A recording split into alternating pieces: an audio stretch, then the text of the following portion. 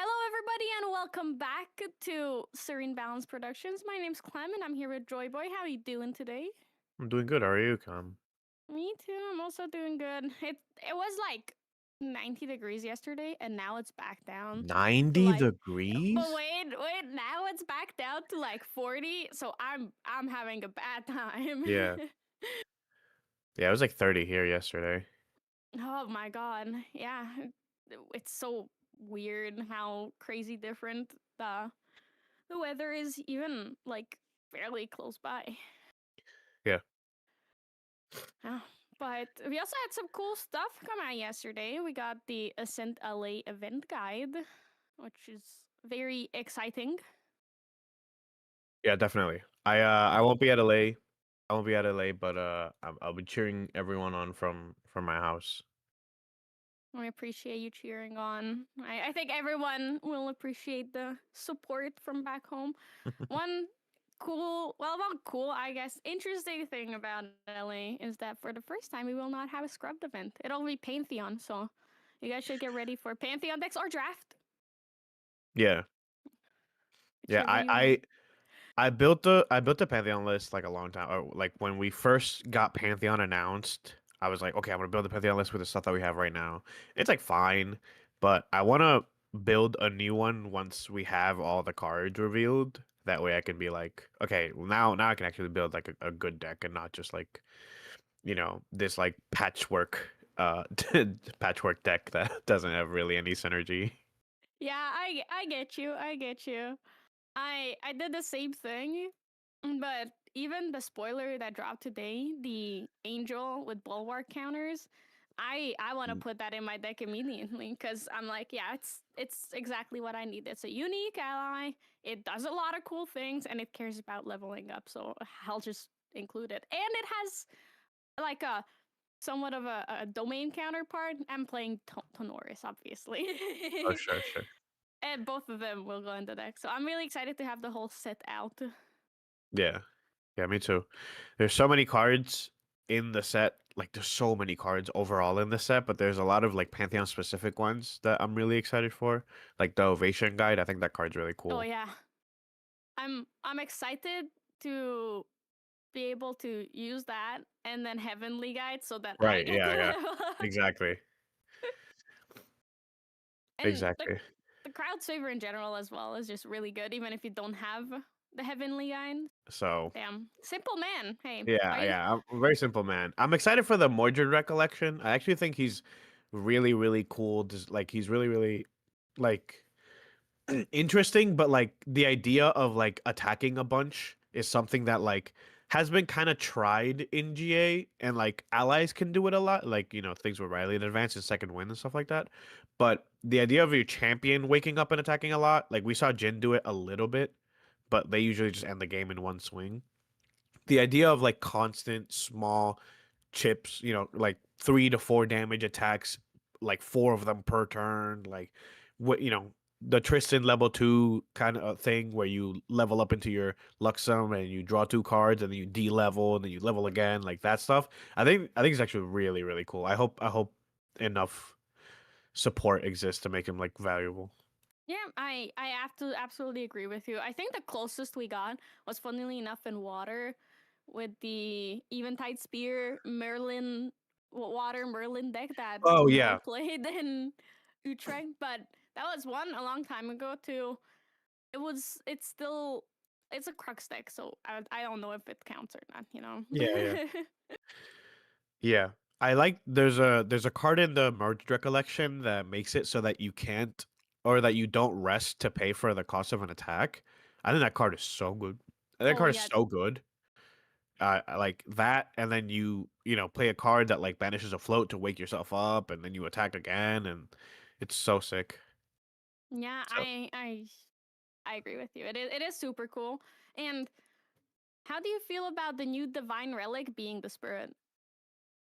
I think initially I was like, man, this has to be really, really good, but Draw 7 and Glimpse 4 is really good. Like, if you were just to put that on any champion, it would be like really, really good. I think it'll depend on how like strong he is overall. Because if his game plan isn't like particularly great, then the Divine Relic is kind of like this is like cool, but like I can only level up you know into Mordred. And granted, you can still play like a level 1 like allies Mordred kind of build, which will like obviously benefit from that. But I think the big payoff will probably be whether his overall game plan is successful. I think he's really strong overall though. Hmm. Yeah, that's a pretty solid opinion. Do you think it's a bit of a some players might be scared that since it's basically Mordred only divine relic, that kind of locks either Mordred into water or is unfair to other decks that they're not getting a new divine relic? Um, I mean, I think it's interesting. I think you definitely run the risk of like upsetting some people by making a like water only, Mordred only divine relic. But I think ideally the mechanic and the deck is so cool that like it sort of outweighs the potential of disappointing some people. And it also opens up a lot of uh it opens up a lot of cool opportunities of maybe we get like new, spirit of flawless, X new champion that has like a really cool game design. Excuse me. That has like a really cool game design and we like they sort of can lean either more into that or less into that depending on how successful it is. I think it opens the possibilities I think are cooler than the downsides in my opinion. Yeah, no, I absolutely agree with you. I think it's really cool that we're getting something that's that makes a deck so much better, but it doesn't create a situation where now every other deck has to play that or will be at a disadvantage. So Yeah. I think it's a cool way to balance it out. Um, it seems that we did get a feature match. It's a very cool Oh, we matchup. Although one of them classic. It's a fire CL deck. Been here since DTR. Been pretty good. Oblation and Advents. What are you? It's 15 damage casually.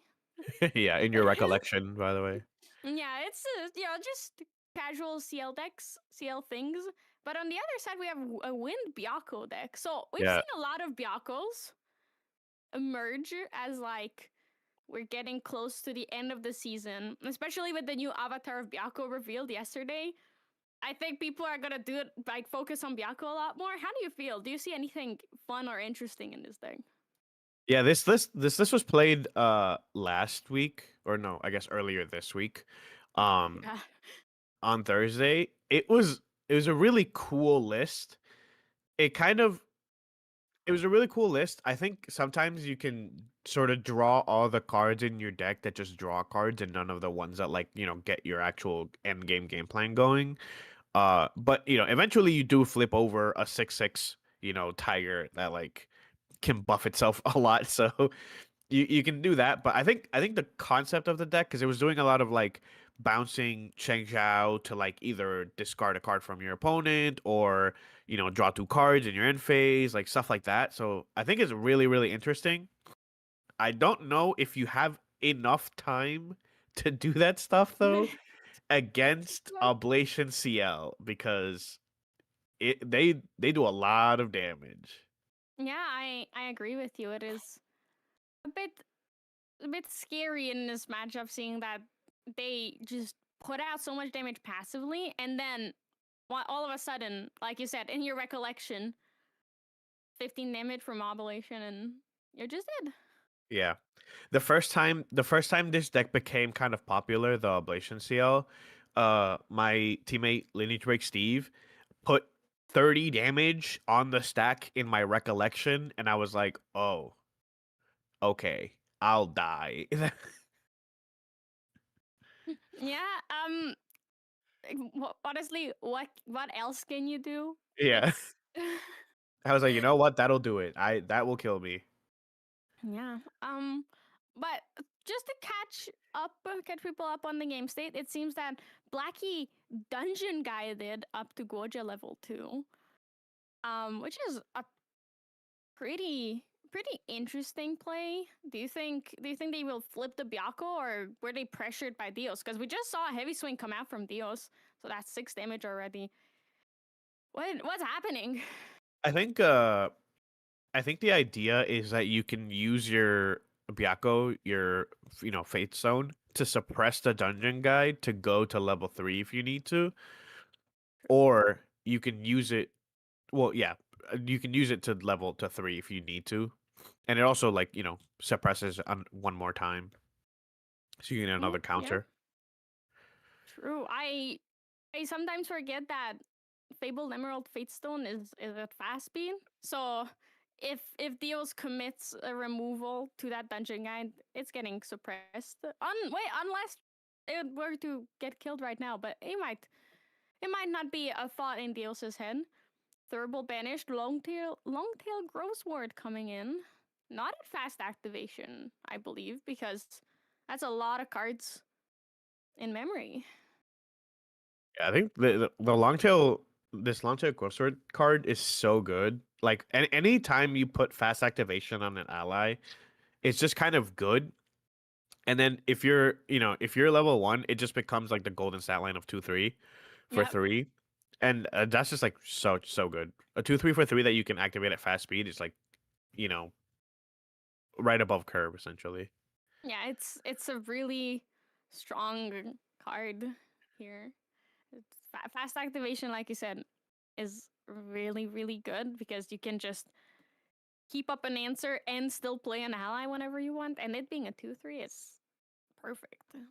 Oh, Theo's playing the Armoire. There is an Advent in the graveyard, so that will be getting omened soon. We're getting close to the 15 damage threshold.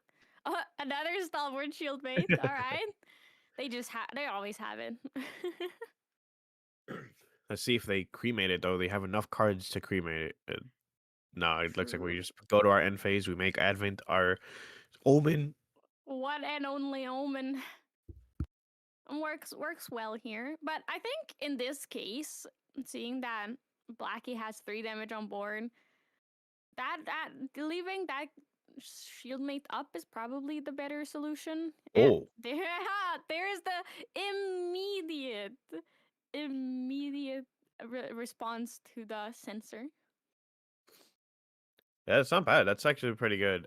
CL, obviously cares about float as much as really any other deck that goes to level 3. They care about Yep. liminal guide triggers, right? So getting rid of the sensor now when your opponent has no cards in hand, they can't do anything to respond. Really, really beneficial. Yeah, I absolutely agree with you. Like you know that they play a lot of suppress effects. So if you let that card stay there for when they have cards in hand, you're never getting rid of it. So that was perfect timing from Theos. That's probably why even if they had the cremation ritual, they didn't go for it because it's great to have it in the graveyard and draw too. But if you don't have the reduce to ash or if you don't have a response to the sensor, it's kind of whatever. Oh, there is the dungeon guide suppression, like you were talking about, and phase comes back. Yep, so we'll go to level 3 here. We'll get probably our quest counters. Yeah, I would imagine because we're we're only on 1 quest counter right now, and there needs to be 8 total. So those quest counters will help boost Byakko up. Yep, there it is. 4 up to 4 now. So only 4 more things have to get suppressed, which is pretty easy because the deck plays Imperious Galebind, so that is 3 allies, although Blackie does need 1 more ally on board for it. I think it's allies or Items. items. You're right. All right, so that's why it's so much better because you can suppress Fabled Emerald Fatestone. Yeah, I think that card is kind of like the card that everyone saw and was like, you know what? Maybe Byakko does actually like have a decent gameplay loop now because this will suppress 3 things overall. And like Byakko could always do the influence game of like looping Forest Cake, looping Poisonous Breeze Cap, these things that like will draw you a card on enter. But the end game was kind of a little bit rough. But now you can, triple suppress a bunch of stuff, get a bunch of benefit from that. Yeah, you're absolutely right. That's a lot of benefit. I saw on Thursday he had Blackie had Forest Cake, Poisonous Breeze Cap, and they played Galebind, and it was like suppress, suppress, suppress, go to my end phase, draw 3 cards, and I was like, oh man, this is this is insane value. But yeah, some people just know how to be really good at the game and draw 3 cards off of 1. But yeah, there's also having the dungeon guide, so we're getting to the fun part of both of these decks. Also, notably, there's another advent in Dios's graveyard. So when he goes to level 3, there's the cremation as well. He will be able to banish the other advent and then get 2 damage off of it. Because usually the problem is that there is no card that every single card you have in your graveyard is less than 15 cost. So it's not Yeah, worth for making sure. so many. Yeah, this way you can deal your 2 damage. You can keep the same reserve cost, still do damage, still do 15 damage overall. This is kind of a scary spot to be in because now we are at the point where Ablation will do just 15 at fast speed really quickly. Uh, and we have like Veiling Breezes and stuff, but we have to have really, really big influence for stuff like that. So let's we'll see if we can get there before then. Yeah, it's a scary on both ends, I think, because Blackie can also just suppress a lot of things and Oh, here it hurt comes. deals. There it is. There's the Imperious Guildbind. And we're gonna be seeing everything on Blackie's board suppressed, I believe. Oh, wait, just the dungeon guide? I think it's up 2, so Yeah. I'm just okay. No, wait, because wouldn't you want to suppress your Emerald Fatestone to reset the suppression on it? yeah, that's Oh, it suppressed Dios's. Okay, suppressed Dios's Armoire and Stalwart Shieldmate. That makes a lot more sense. yeah, okay. It's also a yeah, it's a spell, so you can't Oh, it's a target spell. the Fate Stone. Darn. We do have enough to flip over the Byakko though. Can we have Yeah, 3 cards in hand? Can we do enough damage? 30 is a lot of life. that is also a massive threshold. That's two oblations, 2 oblations with Advent. Yeah. Oh, Yakko's Oh, command. okay. That's pretty good. We'll wake it up. We'll give it a buff. We'll sing for 7 this time. Yeah, I'd say that's a. Oh, Whoa, another we one. do it again. Second verse, same as the first. That's crazy. We'll wake it up. We'll do 8 this time. Yeah, and another 8. So 13. Surely he didn't draw all 4 Byakko's commands here. Another one. To be fair, this is already 16 plus 7. Math hard, 23 damage. That's quite Yeah. a bit. It does have vigor, so it will wake up in the end phase. I mean, you have to do all the damage right now, or else we can still suppress. Oh, going to suppress the armoire with the baby green, I believe.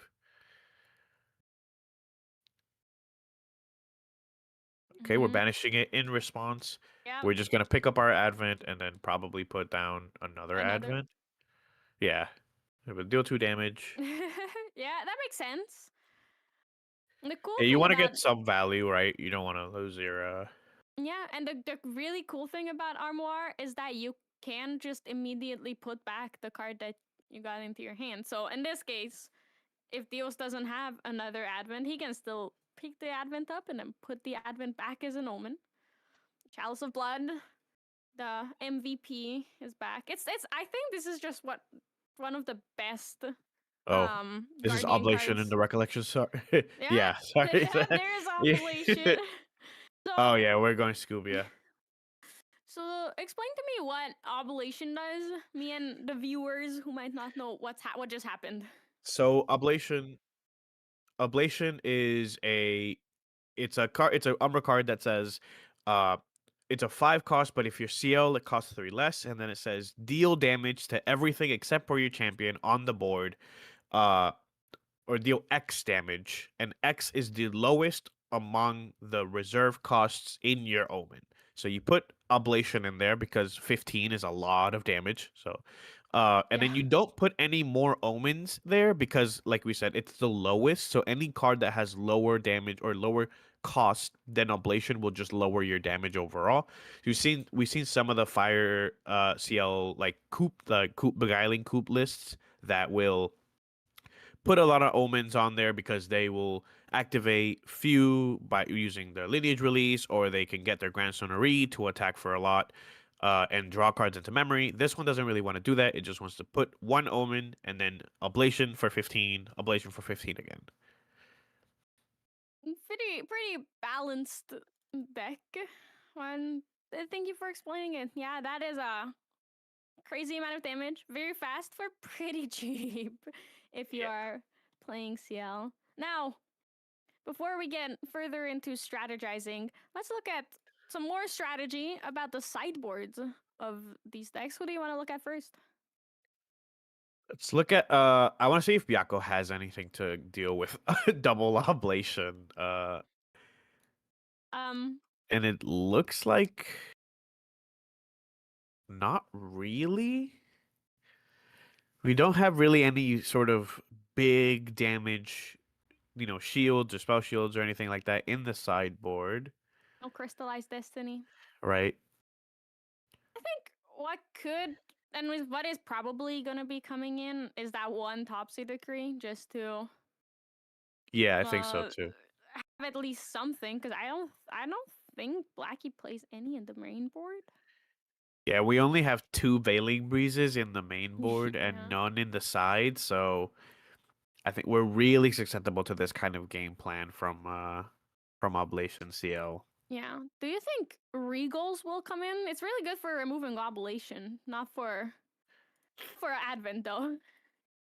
It's it's risky because if you regaling makes you discard it, which does let CL put it into an omen. So Mm-hmm. it might not be bad once you're already level 3, but if you do it too early, then you're just setting them up to get their armoire, grab their oblation, and then put or grab oblation, put Advent of the Stormcaller in its place. So I don't True. think it's particularly great, but probably not terrible. It's better than no answer. All Yeah. right, let's look at CL real quick. Is there even anything that he would want to bring in? This feels like Uh, a pretty good match, pretty solid matchup for CL. I think so too. I think maybe you could. I think we have Serene Fire in the side, and 26 damage or 6 more life can be pretty impactful. But I think you're probably not too worried about it. So I think going with your regular spare, it's probably fine. I don't think there's anything in the CL list that you really need to bring in against this matchup. But this matchup doesn't really seem like a tough matchup to begin with. So I wouldn't be Yeah. impressive. I wouldn't be impressed if or surprised if they didn't bring anything in. Yeah, I have to agree with you. I was thinking maybe Flame Wreath Call, but it it doesn't. That chip damage was not what decided the game at all from the dungeon guide. Yeah, Although suppressing the dungeon guide is something to be watched out for, to keep in yeah. mind. Yeah, one of the important things is that Oblation deals 15 to everything, so even if it doesn't flat out kill Goja, it does kill Byakko most Mm. of the time because it doesn't target, so it deals damage to everything on the board. So it does kill Byakko, and I think that's why Blackie scooped and went to the next game because I think if Byakko dies, 90% of your game plan is kind of null and void. You have to switch to like an allies beatdown game plan, and CL has a lot of life to deal with, and so a decent amount of protection with uh your taunts and your what's this called card? Oh my god, I blank out on this card. Resolute stand. Sorry. Okay, yeah, Yeah. yeah, I agree with you. Um, while you were talking, something very sad I think happened. So Blackie did the smart play of going for Sensor on turn 2, but then he played 2 Brisk Windtrotters, which is really tough. 2 baby greens. All right, there's 2 baby green slimes, so he got to suppress his poisonous breeze cam at least. All right, and that's a lot more acceptable and a lot better. Unfortunately, no Emerald Fate Stone, so that is no quest scanners for him. But At It doesn't. least he did get to draw some cards. We did get to recollect here, so it does look like it doesn't look like we have the reduced to ash from the CL side. Yeah, it's really tough. May everything I say come true like this. There is a brisk wind trotter coming out now, so that baby green is Yeah. becoming a 2/2. Yeah, your future sight was just like a little, I Yeah. understand your future sight was a little out of whack. You were Yeah, you were sorry. seeing a future none of us could see yet. Yeah, it was just I'm out of practice, you know. I don't know when things are happening, what's present and what's the future. Yeah, that is a that is a terrifying board that Blackie has though, with Sensor and Purifying Thurible. But at least no level 1 Goja. But Dios is also not on level level 1 CL. So tough times. All right, so Creative Shock. Thurible's It looks being like banished we for 5 in response to the Creative Shock.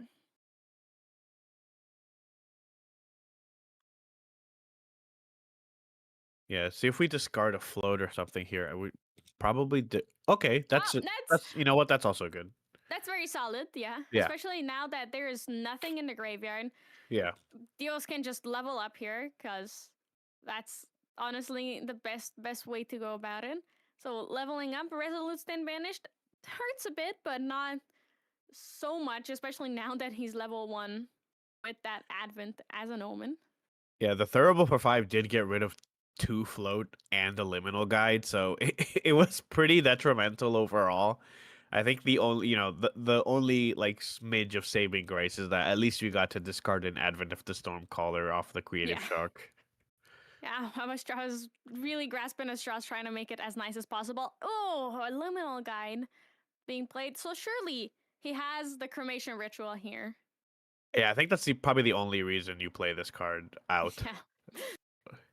Sometimes you just Yeah. want the damage. You never know. So we are Creative Shock. We are Cremation Ritual, the Liminal Guide. Right now, there's still a sensor on board, so we Yeah. won't get any triggers so far.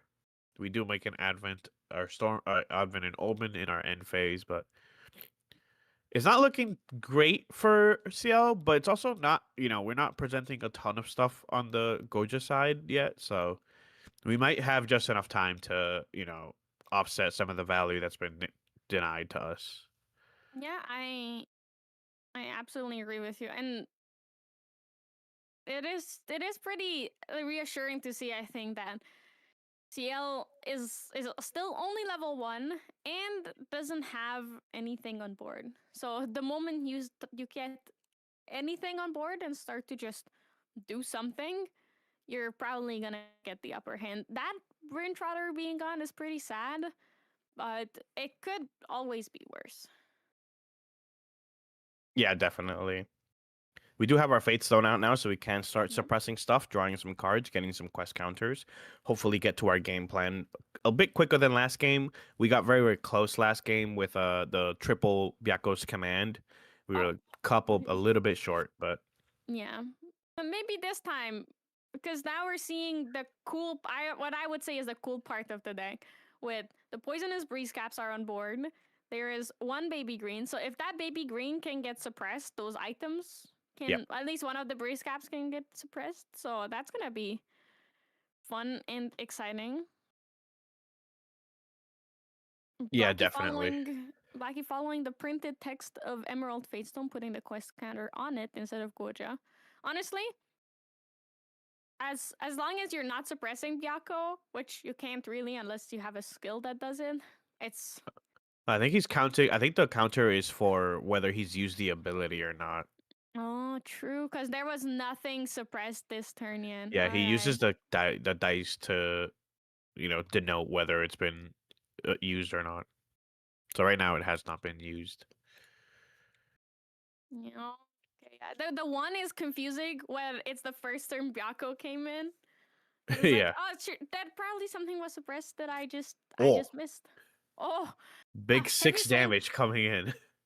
Dios is playing the same game he was playing last game, because he also started with a heavy swing. Yeah. At least the moment we were in the game, level 1 heavy swing. It honestly feels pretty good. Makes me want to play some more Guardian with some more heavy swings. Yeah, I'll tell you what. I ever since Sable Mirror got printed, I've been icebound slamming people left and right, and man, that joy It's will good. never go away. Yeah. That's why you're the Joy Boy. Yeah, yep, that's me. I don't know if they're feeling very much joy when I when I icebound slam them with Mage Bane Lash for like 16, but it brings me joy. So That's what matters. yeah, Pretty in the meantime, also pretty solid turn for Blackie, I think. Asin Protector and the Longtail Growsword coming out. So that Asin bringing the baby green back, so something will be suppressed here very soon. Probably one of those breeze scraps. yeah. One of the things to note is that your baby green can target your fabled Fate Stone because it is not a spell. So you could use your Fate Stone, then suppress your Fate Stone with your baby green, and get back the effect on it. Yeah. It is possible, but then again, you could also just draw cards. Would you rather draw a card or reset Byakko? Well, I'm a card player, so I would like to I would like to draw cards. Exactly. Who doesn't love that? Yeah. Oh, I play card games to draw cards. yeah. Oh, backup charger. Going for the little extra influence. Digging and trying to get to level 3 here. It's interesting that Dios went for the CLs on enter first and then drew with backup charger because he could have had a wider variety of cards to discard from if he Yeah. had stifling trap. There it is. Yeah. You forget every time you're playing a wind against the wind deck, you cannot forget Yep. about stifling trap. Yeah, definitely. I don't run into well, to be fair, I play Nico and we don't play Dungeon Guide, but even when I do play Dungeon Guide on like Ari in Wind Astra Ari, I don't usually run into Stifling Trap very often. Interesting. Mm, It's you're I guess you're just luckier. You're him. Yeah, well, I think there's a little bit more fire and water decks in my local scene. Oh, Yeah. we kill our dungeon. We kill the dungeon guy too. So this is Yeah. it's insult to injury, stifling chapter, and then kill it as well. Mm. Poisonous breeze cap being suppressed. Will do you think Blackie will? Yep, there's a sacrifice from it. Oh, this is so. This okay. This is punishment. This is like tor. Do you think this So is retaliatory? yeah. Well, so this is poisonous breeze cap. When it comes back after being suppressed, you can discard it. If you do, your opponent banishes a card at random from their memory. And so if you with the two of that we have on the board, we now don't have enough cards to level up to 3 even if we wanted to. So we're we're we're sort of, pun intended, stifling the CL game plan even more. Wind players, man. Yeah. As a wind player myself, I approve. But wind players. Huh? Maybe we draw another dungeon guide though. Are we him? That would be crazy. That would mean that Blackie actually just helped Dios. Armoire coming out from him, so that would be a really cool turn. Do you think there's ever a world in which we armoire our dungeon guide and then bring it back, put No another way. oblation in there? If you have an Advent in hand, that actually might be the play. That would be. That might be the play because it's still a lot of things Okay. being lost. Library Witch, I believe. Watch Big this library Library which gets Witch. suppressed during your end phase though. That would be painful. That Yeah. would be really sad. We are not at 30 life yet. We are at 22, so Yeah, and did you see how many? I Okay, so 4. Now we're I'm at 4. 4 I'm right now. 4. Okay. Yeah, so Only Oh, two. okay. Looks like we're choosing to draw the card instead. Okay. No. Yeah, I think you were. What was it, one then? Because it's Portentous Tangu on enter is not optional. Main phase reclaim on that. Okay, Or are we banishing our. I pre-recollection? think we're still in our pre-recollection. Oh yeah, it seems so. Blackie just had so many cards that I couldn't decide because he had a lot of cards down, a lot of cards in hand before his turn as well. So So what's the playing. game plan from these players, JoyBoy? Well, for CL, I think we just have to level. I think we have to find a way to somehow level here. You really can't do a ton if you don't level. And from I think Byakko is trying to still do the same thing: suppress, get our quest counters, flip over the Byakko, do a lot of Byakko's command with on top of our allies to swing through. But right now we see the Byakko doing a lot of their game plan is going pretty well, and they're also stifling the CL game plan pretty effectively as well. We're no, sorry, CL is a guardian. They have 25 life at level 2, so we're still a little bit away.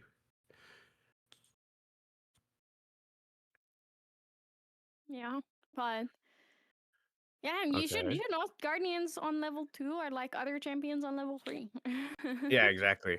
That's the reason why I love Nico. I play a level 2 champion, but I have the most health. And then I play Serene, so I have even more. Genius, yeah. Not only Theo's brought in the Serene Spirit, so he will not have an additional 6 life to work with, unfortunately. Yeah, this is so rough. Going creative shock, discarding a float, and then having to level manually is really, really painful. Yeah, and especially losing these 3 cards, losing a Regal, a Yeah. Resolute Stand, and a Heavy Swing in this matchup where you need both the protection and as much damage as you can get is tough. Yeah, we'll see if we have an ablation at least, because that would. Yeah, okay, so that does There is clear the off. ablation, all right. Yeah, so Board's gone. this is is it still lethal? This is It's -4. 11. 11. That's So we're at one yeah, damage so high. one off lethal. Then we go to our end phase though. Can we? Oh well, yeah, go to our end phase. The Yeah, this is Moire also works, yeah. unpreventable. Yeah, Yeah, do one, yeah, because that's 2 yeah, put it unpreventable back. damage. That's safeguard. I mean, it's not doing anything. Enerve Oh, Vigilante. so this does get through it. This gives Spell Shroud to everything on on the Goja side.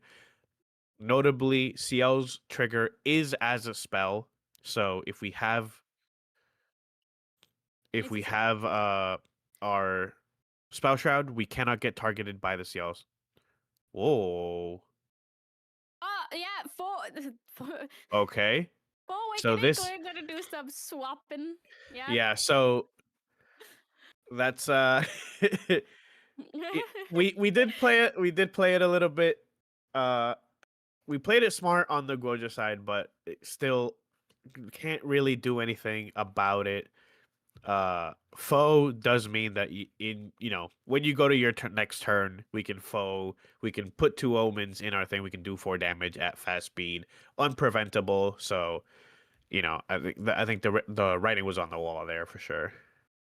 Yeah, I agree with you. It was very tough because there also wasn't much that Blackie could have done differently as Goja because he needed to play all of those protective cards, so he couldn't force level 3.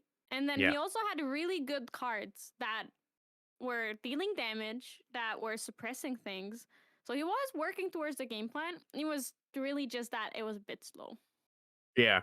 I think the problem with going into an ablation deck is the fact that like 15 to everything at fast speed is just it's such a high hurdle to get over.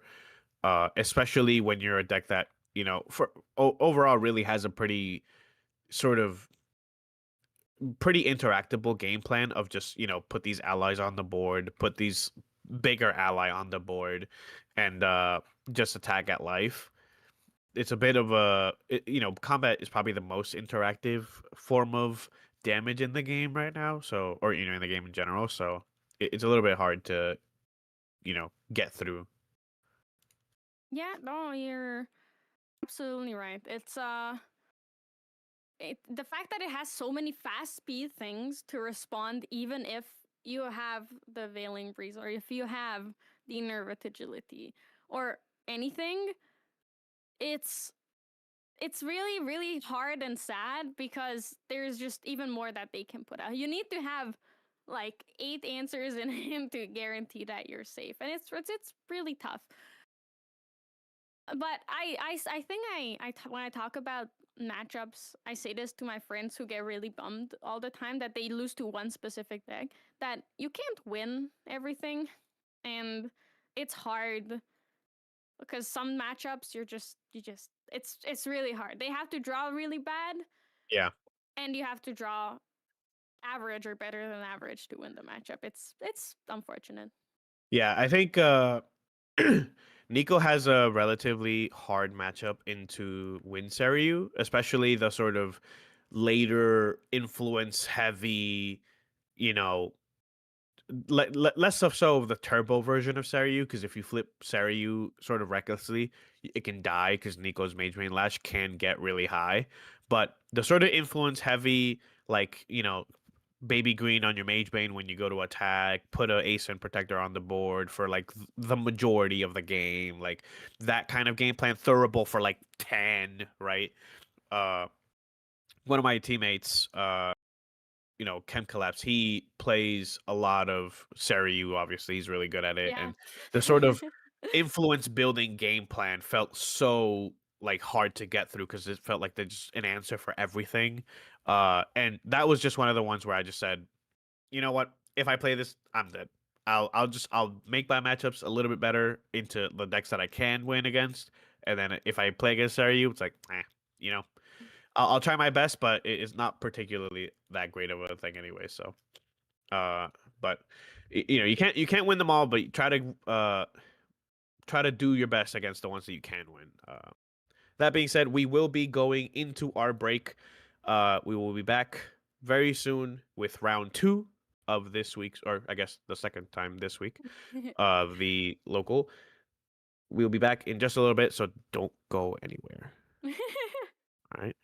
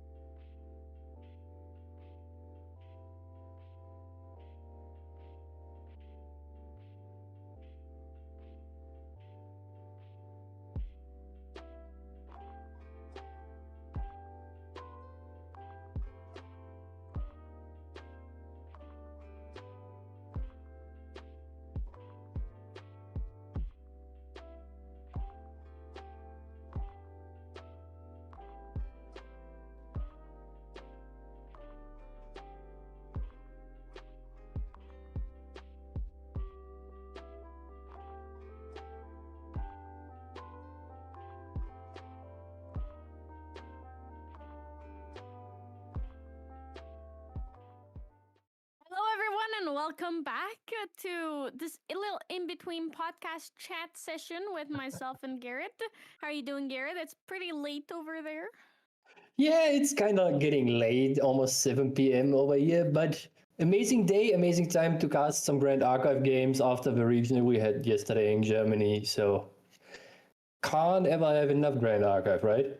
Yeah, I agree with you. It's there's never too much. But there's something else. I know it's not Grand Archive related, but Is it not? one of most Grand Archive players are interested in it too. One of our fellow developers really likes this person. It's Suise's birthday today. Oh, yatta, pachi, pachi, pachi, pachi, pachi. Happy That's how you do it in the birthday. VTuber community, right? Did she already release the birthday merch? I mean, it's been her birthday for a while in Japan. I'm not a Suise Oshi fan. I'm not Suise is not my Oshi, so I don't know. Who is it? It's Miko. I love Miko. She's probably mostly known for a very funny clip from like GTA 5. Yeah, but she's also just, if you know a bit more about her, she's known for crashing out all the time. And anyone who's seen me or experienced me playing video games that need skill will know that I do the same. I'm like, so I love her because she reminds me of myself. That is super interesting. So crashing out on video games is one of the things you usually do then? If you are not... What I do is I play MapleStory and I get really frustrated at MapleStory. Then I quit MapleStory and then I'm like, but I can't quit MapleStory. So I still play every single day. Oh, I remember you recently saying something. Yeah, I have more time to do things now. Yeah, and then a new MapleStory patch came out and I was like, all right, well, I guess it's time for me to return to MapleStory. So it lasted like 1 month. I made a 10-minute video in that month, and then I came up with a cool shorts name, and like a name for a short series, shorts series, like a YouTube shorts series. And then MapleStory patch came, and I was like, man, I really like this class that just got re-released in MapleStory. I'm gonna play it, and then I spent money on MapleStory, so now I'm stuck. But everyone might know your YouTube, so maybe you want to shout it out yourself here, so people can follow you. ClemHopkins, same as the name here. I made a really cool video essay about Proxia's Vault. It's like 10 minutes, good background content, and people seem to have really enjoyed it. I also made the TLDR of the Ascent LA event guide. If it's like too long for you, and you don't want to read it, I do all the reading for you, basically. It's a nice little 2-minute story time of, hey, Ascent LA. Is the Proxy Vault video more so aimed at not enfranchised players or more for people who are still in the game and just curious where it came from, or for everyone? Honestly, I think for everyone. It's definitely for people. So if you were around during like 2023 when Ascent Houston happened, it's really fun nostalgia. If you weren't around, then you're like, oh my god, 1, this is what things look like. 2, there was a time without Proxia's Vault. And then if you don't know anything about Grand Archive, it's this really cool concept, I think, to be like, oh, so this. I also have maybe some Magic and Yu-Gi-Oh references in there, so you can catch them. If you're just Interesting. How many references did you put in so people can take count? Okay. Not a lot. If you notice something right? that I didn't think about, I will claim it as a reference. That's a pretty smart way to doing this. So I will not put numbers on it, so that if someone finds something I didn't think about, I'd be like, Proxia's Vault is indeed one of the key things that stands out in Grand Archive as a game from a design perspective, right? Every time I tell people about this concept, they are super confused. They can't even put a finger on it if it is good, bad, or something in between. It's just, huh? They do that? Yeah. You have to print it? Huh? Exactly. exactly. I think, and I talk about this a bit in my video, but the idea of putting proxies, legal proxies, into games where there is no non-randomized deck is like so out of the world. And like having a non-randomized deck is also like insane. But then you think about if it's basically if you could proxy companions in Magic the Gathering, which I didn't talk about in the video, but that's like the closest thing we have in Magic, I think. Pretty There was also one thing that stood out to me personally a lot. It seemed like so you have to print the card yourself, and what if they change it? Or you just print a new one, right? Or you just take a pen and edit the card literally? I think somewhere in my room, in one of my deck boxes, I have the version of the original Stone Scale Band that you got for Worlds and Regionals in the beginning. That is a 0 cost with 1 reserve to activate all your allies at fast speed for until end of turn. But I crossed out with a green like textile pen. I crossed out the 0 cost, put 1, and I crossed out the I think until end of turn part or allies, and then just put 1 above that as well, and then I did the cost too. It's a very goofy card, and if I can find it, I will post it because I think it is really fun and cool. That, like you said, you can just scribble over it if you want. It's technically legal. Technically is somewhat kinda. It works. It works-ish. And it's it's legal as long as you follow the like altering rules. For highly competitive player, I would probably recommend just printing out the new version in the colored way. But other than that, it's just fine to do whatever with those Proxy as World cards that you have. Yeah. And you usually get a pack, or there's a printer available on site. And I think at the feature match, they also have Proxy as World cards. But you also should just bring a normal version of it. So it should be color printed for like Ascents and Regionals. No, though Regionals, I think Gary, you could be convinced if someone from your locals came up to you and was like, "Hey Garrett, I didn't have a color printer. Does this work?" I think you would let it sign. I have a feeling. And we all want to play the game, right? And if you enable more people to play the game without hurting anyone, it's just a fine thing to do. And maybe since we have a couple VTuber fans here, on the other side, we can convince a couple of those OCG HoloLive players to play Grand Archive. True. Well, or okay, look, my grand plan. The thing is, I don't want to talk about it because what if that stops me from achieving it? You know, I don't want to jinx myself. Okay, yeah. So I won't jinx it, but I have a plan.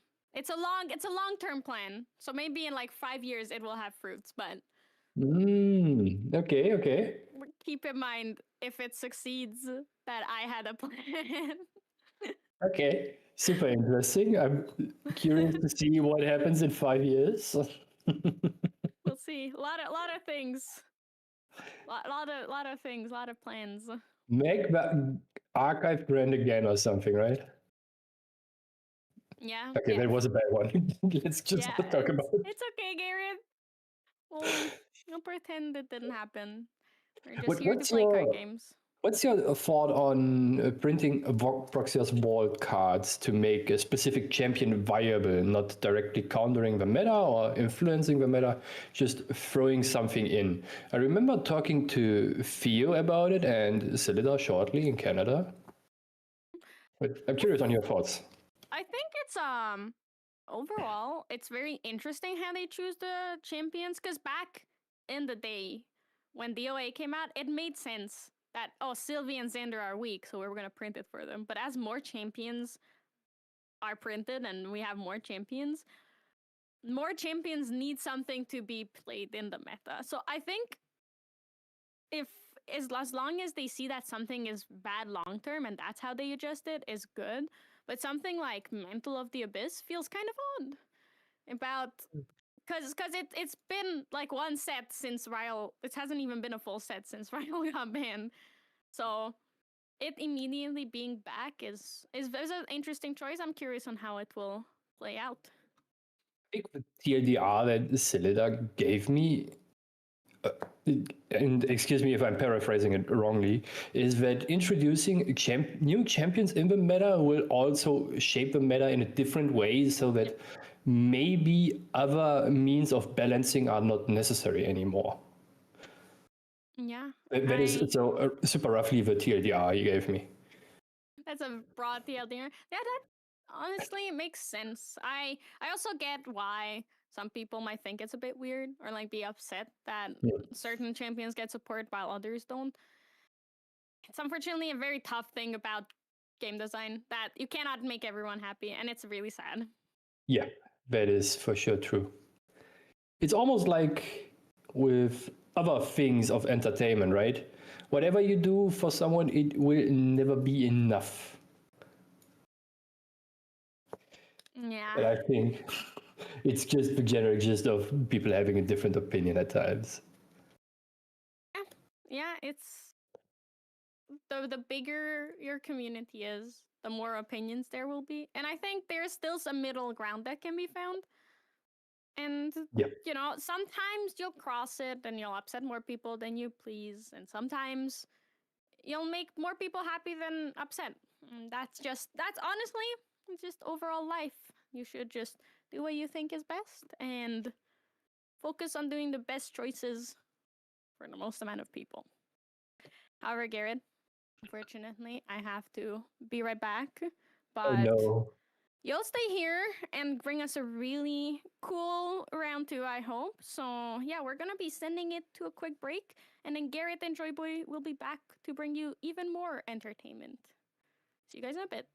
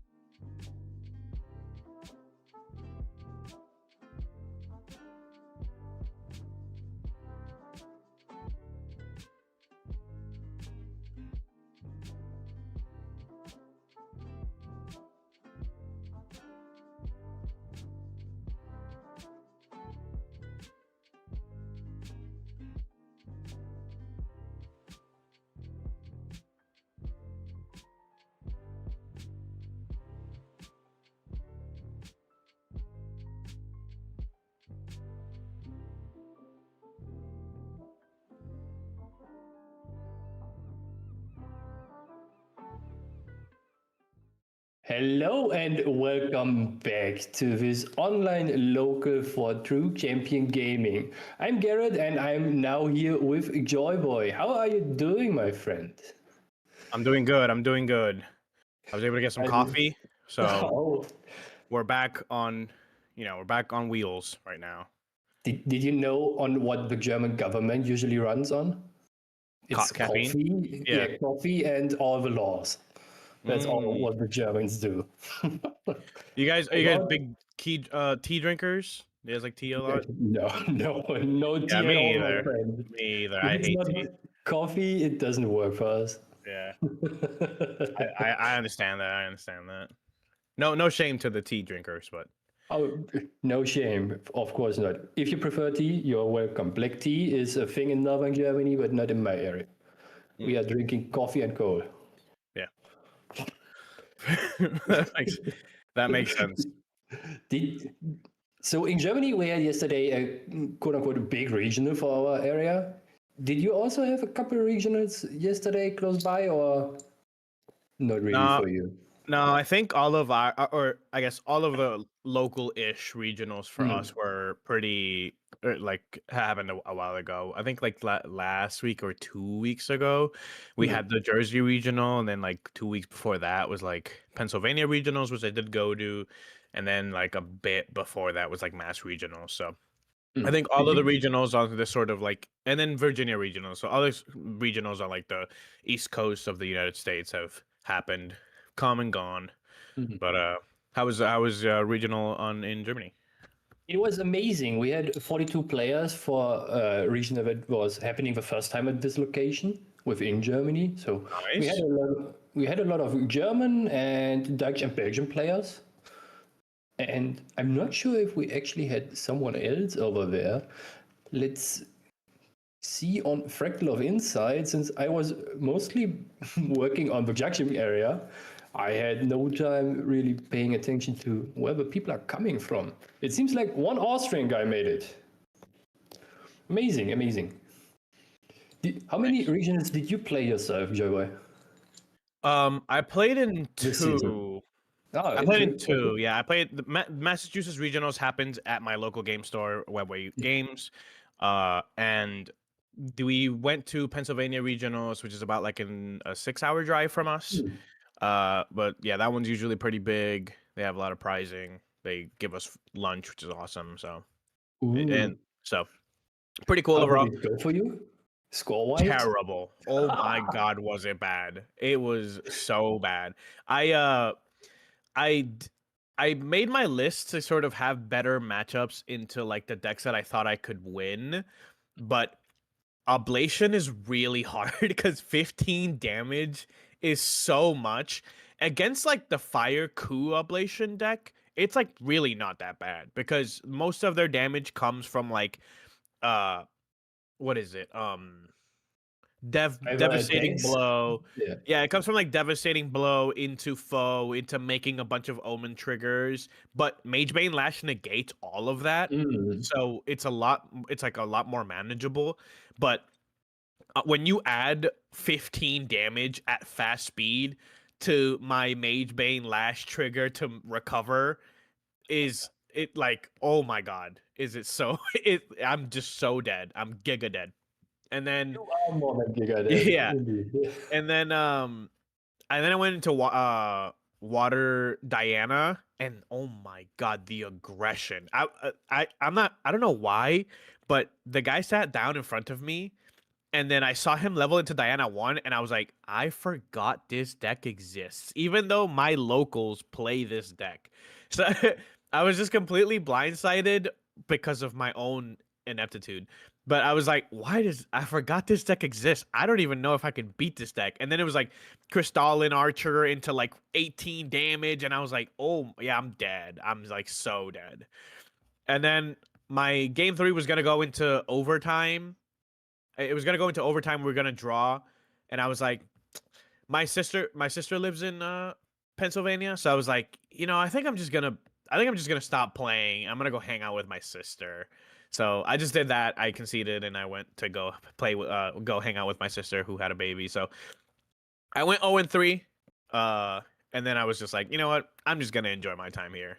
So not particularly great, but you know, It we were sounds vibing. almost like my run for the only region that I played. I played the good old Kingslayer Merlin because I had Yeah. no clue what to pick. And I was very unprepared.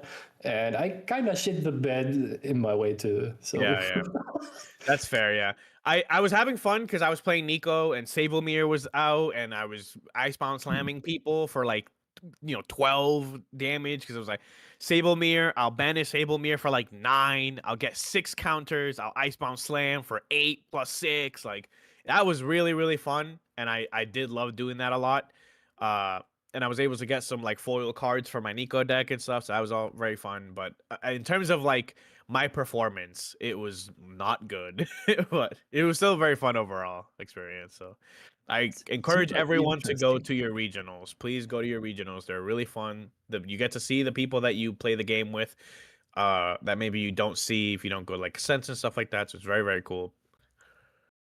That sounds amazing. It is also my personal recommendation, always going to a regional, because you get to meet so many people from all over, especially in Europe, where you are very connected with a lot of different countries, right? Yeah.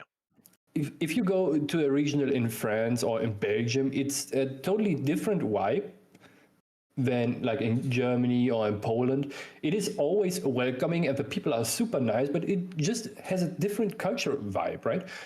You can experience different foods from different countries then for sure, since you're in a different country, right? And also making a lot of new friends and just getting better at the game. It's always so amazing. I can't wait to visit Poland again. It's one of my very favorite regions to go to. And we are having our pairings. It is so. Well, this is interesting.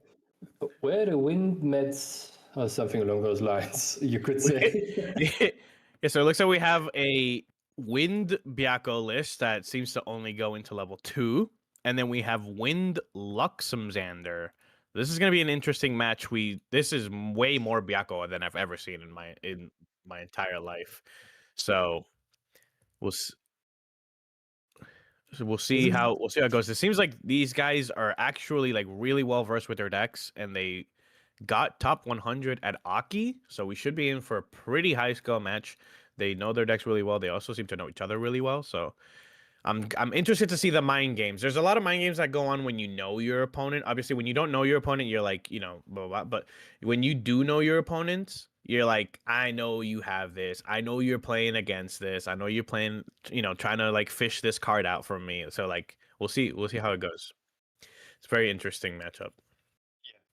Especially since those people, I know for a fact that those two guys also talk about their decks with each other very often. So it's even more interesting. So it for me personally, it's always, if I know my opponent and his deck list very well, I play way different than I would play anyone else I randomly met at the table. Yeah. How is it for you, Joyboy? I suppose probably the same, right? Yeah, it's the same. We do a lot of we do a lot of testing in Lineage Break, and we're a pretty big team overall. So sometimes we go to a regional and we're like on the team the team killer bracket, and so you're like, I know exactly what deck you're playing. I know you know exactly what deck I'm playing. We have to like play against each other. So yeah, that definitely shifts up the way that we play against each other. Overall, because we know the decks, we know what to look for, we know not to make the mistake, not to be greedy because we could get punished. So, do you have any experience with the Wind Luxem deck that we are about to see? Not the one that we were about to see necessarily, but I have seen a fair amount of Wind Luxem. I played Wind Luxem for one local, and I did really bad. And then I was like, you know what, Luxem is not for me. and then I just stopped playing it. So, I know sort of what they want to do. I've seen some of the game plan, but I'm myself am not very good at it. Neither I am. The deck has too many different lines you kind of need to be aware of to take advantage of the upsides from the deck. So it is very rough if you are not very used to it, since you can put together lethals in quite a few different ways, with slice and dice, with Ripper, without Ripper, with Lightweaver's Assault, or with 2 Lightweaver Assaults if you go too super late, or Poison Dagger with slice and dice and a couple allies that the deck runs a lot of. Most of them that replenish themselves in a influence way. And another fun thing about one of the players is that Edward 3 also placed in the top 100 bracket in Akihabara with more or less this list. He's always famous for playing the Byakko in a lot of funny ways and builds. And I'm pretty sure you also had the pleasure of seeing a couple games on stream already from him, right? Yeah, I think we've seen. I don't know if we've seen Edward, or we've definitely seen Byakko before, but we'll see how much how different a Win Byakko level 2 list is from the one that we've seen already, which we saw go to level 3. Not going to level 3 does give you some more options overall, but looks like we're just seeing Sadie from the Luxem and then going into 2 damage. This is kind of like a good, like, one of the best turn 1 plays on top of the Surveil the Winds, right? We get our early prep generation very quickly. So it's basically the second best opener, in my personal opinion, for a Wind Assassin deck next to Windmere Reclaim. If Yeah. you are Yeah, exactly. Windmere Reclaim, you want to have Sadie. And sometimes, if you are not familiar what you're playing against, you just opt to go for Sadie anyway. And my gut feeling is that both players are just trying to increase their influence here through small plays like just. Wait, what? Okay, that is a very interesting line. As I was about to say, increasing influence, and suddenly we see a poison dagger here from KB Destro. Yeah. I have a feeling he might be trying to do a very funny line here. Because one of the ways you can put together a lethal with an assassin deck is that you get up to 4 preparation counters in some way, and then while being on Spirit, you materialize an Assassin's Ripper and then activate a Dungeon Guide to get the Assassin class bonus. Yeah, this is a much more aggressive sort of Wind list, or I guess like Luxem list, right? You want to play your allies, you want to play your Poison Dagger, get a lot of prep, and sort of slice and dice through the victory very quickly. As we see the Poison Dagger on the board, we already have two allies on the board, 6 damage on Byakko, so not a terrible idea to level up here. We could be staring off some pretty aggressive damage overall. Someone put the pedal on the gas and is not letting go of it here, as it seems to me. Definitely. Is this a Sylvie graded fabled emerald face stone? That's actually so cool. All the funny animals all over his board here for Edward. It's very well on theme, right? You have a tamer, you have a Sylvie graded card, you have a cat girl on the sleeves, and a Cheshire cat playmat. And now we have an actual tamer, kind beast caller, just checking for the top 5 cards of his deck to pick up the next useful animal or beast here, and it's the brisk Wind Trotter. Yeah, this is one of the really important cards when you're playing this sort of, green allies, green animal allies kind of deck, like Byakko, like Saryu. Having the ability to pump up multiple or one ally is like really, really strong, right? Yeah. Buffing allies multiple times with all those suppressors you're running and building one tall unit that needs to be taken care of is for a lot of decks a big issue that don't have the ability to just activate a Dream Fairy and put it away. Yeah, definitely. Dream Fairy is one of the scariest cards in my opinion. Every time I sit across from a Wind deck, I'm scared to just put down my cool allies, and it most likely is not gonna happen at all. Yeah, I play a lot of Gembu, and I can definitely agree. I'm not a Dream Fairy enjoyer. I unfortunately hate that little fairy. And here, KB Destro is going up to level 1 Xander, glimpsing 1 card to the bottom if I saw it correctly. And he's activating the Poison Dagger already in his main phase. Okay. Do we have a response? Maybe a Bailing Breeze or a Calming Breeze?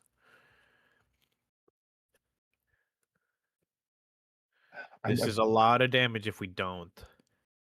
1 card down for Edward the Third. And a Bailing Breeze. Yeah, so we will get to negate the majority of the damage here if we and incapacitate on the Bailing Breeze here from KB Destro. You think this is maybe just a bait from KB Destro for an influence war? to just bait out all the interaction and threaten something that isn't even there? It could definitely be. I think it's a little bit I don't know if getting rid of your poison dagger is worth that much, but it definitely could be. And I saw a glimpse of an unmake duality in KB Destro's hand. Oh, okay. And that gets activated right away. Okay. What is he fishing for? Oh, he has the Yeah, it looks slice like and dice. yes, we definitely has a slice and dice in hand. We're bouncing our Sadie back so that we can have enough influence to play our slice and dice, which would right now be for more than lethal.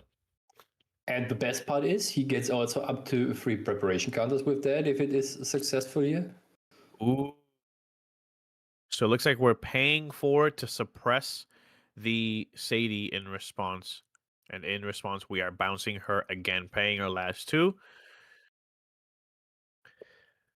That is a very heads-up play for Edward here, just trying to manipulate the triggers that KB Destro has either not enough influence or not enough preparation counters, whatever happens. Yeah.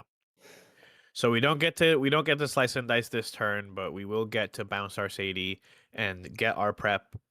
Bouncing Sadie is very easy, even if as long as you can pay 2 cards, you can keep activating her effect to return Sadie to hand. So we had 4 cards, so we put 2 down, and then we try to suppress it. We put 2 down more again. So it's basically an infinite ally if you so will. Yeah, for sure. I can't remember the times where I attacked with a Sadie into something, put her back into my hand, activated her again, attacked into something, and triggered agility this way 3 times a turn. It's kind of obnoxious if you so will. Yeah, definitely one of the strongest allies we have. Ooh, Zhang Zhao for Edward 3 here, recovering 4, getting slowly out of lethal range. Yeah, so this looks looks to be turning a bit more into a war of attrition. We do have some pretty decent recover, some pretty decent damage mitigation. So we'll see who can get through across the line here. I would argue that it comes down in the end more to a winning on the stack situation, where KB Destro has to have multiple instances of damage to get through Edward's possible infinite recover with all the suppressibilities on the Zhang Zhao. If you start suppressing and recovering with this card very often, it gets very tough for your opponent to close out the game. Since you have the means of Ace Protectors or Zephyrs, your Fate Stone, with the baby greens resetting your Fate Stone, and that way farming even your quest counters. It is very hard to get rid of this card. Definitely. And we have a Sadie coming down again. We do have 2 prime Sadie targets in Zhang Zhao and Kind Beastcaller, who are both 2/2s. So we will get an agility trigger if these are killed, which is real. You've seen a lot of decks play Sadies just because she's like a near unkillable ally. But when you're an assassin, you get the additional benefit of just killing your opponent's allies and getting to recollect your cards in your end phase with agility. It looks like a Vertigus Decree coming down. So Sadie attacking Zhang Zhao, and in response Edward activating the Vertigus Decree with the mode of suppressing an ally. Let's see if KB Destro has any responses here for the decree. It doesn't seem like it. And Edward farming all those quest counters. He's up to 5 already. And the Zhang Zhao will be coming back later. Looks like we're paying 2 to bounce our Sadie back into hand. And here she comes again. Hey, you've seen this before. Yeah, I did a couple times. Yeah, we'll still get our agility trigger here. Maybe we can go for a slice and dice next turn. We have more than enough prep. Okay, seems like the quest counters got corrected down to 1 again.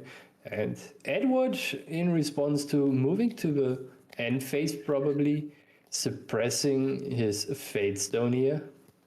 Yep. This will bring back the Fate Stone with the ability essentially unused again. It is a new Fate Stone technically, so it does have the ability again.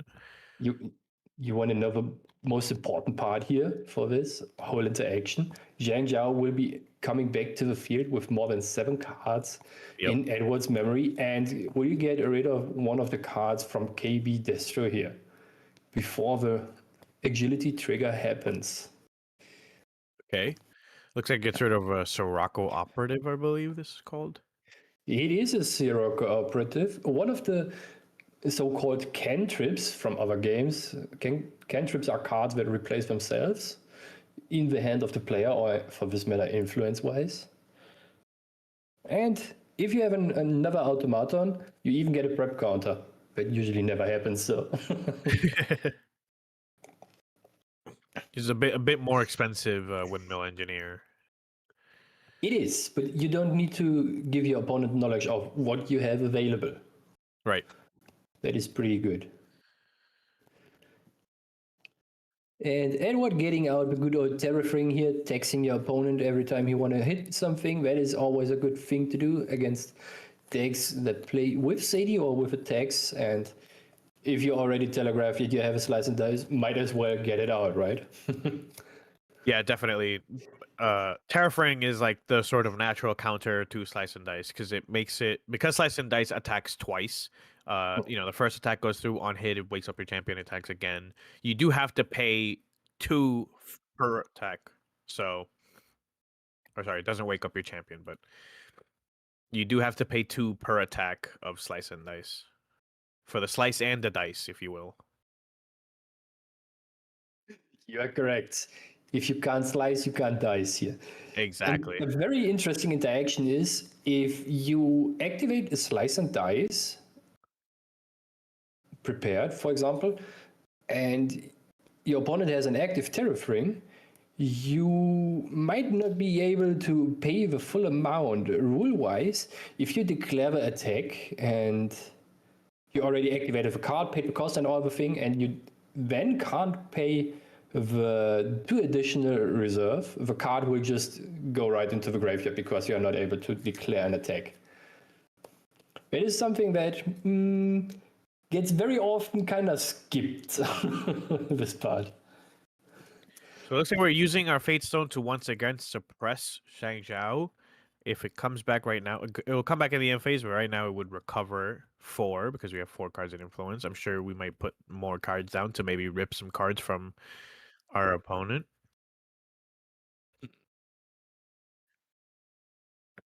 Oh, sorry, 4 to 6 actually is Glimpse 4 instead.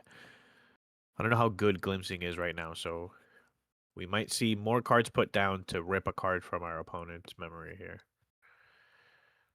You see Sadie again. It's usually the least activated ability of hers, and the Sadie is the Sadie going phase? Okay. Interesting.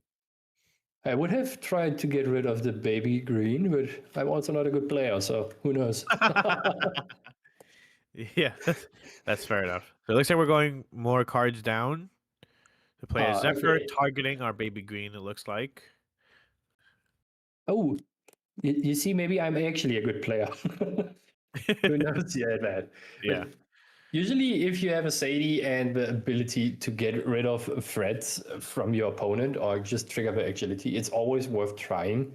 Because worst case, you trigger the agility and get rid of an ally. Best case, you bait out interaction from your opponent that he doesn't actually want to commit to. And 1 card less for your opponent in hand is basically 1 card more for you, somewhat. Grand Archive is a game where the card economy is very interesting because it is not very easy to determine if you are actually influenced up on your opponent or not, with all the fractals being on board and other funny interactions that you might evaluate in a influential way here. Did you ever think about those concepts, Joyboy? Yeah, I think that's one of the things that got me into this game.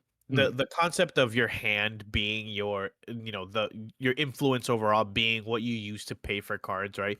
If you've played other card games, you usually have another resource deck, or you play resources from your deck to be able to play cards. But one of the things that really got me into Grand Archive is the fact that you never really feel like you can't do anything, right? As long as you have cards in hand, you can do something at least, right? Yeah. And the sort of influence game of like going +1, going -1, like, do I really want to use this card to -1 my opponent? Like, all these different things that come with the fact that your influence is what you use to play cards, puts a lot of mind games on the field, which is it's really, really rewarding if you know how to play the game well. And it's really enticing when you don't know how to play the game to like get good at, right? Especially with all those moving parts of cards. For example, this what Edward is just doing, activating an ASIM protector to just get something back. There's an Basically- effigy of Gaia on the board. What the? It is a very scary card, actually. Did you know one of the key reasons why the card is in there is to enable your Brisk Wind Trotter level 2 bonus without having to commit resources to leveling up. And here we see the Trotter. Yeah. He is stampeding away. Yeah, definitely. Oh, Oh, interesting. we're making our baby green slime into a tutu. Ah, I see. So my first gut feeling was like, oh, why is he not putting 2 buff counters on the baby green slime here to make him, quote unquote, Sadie proof, right?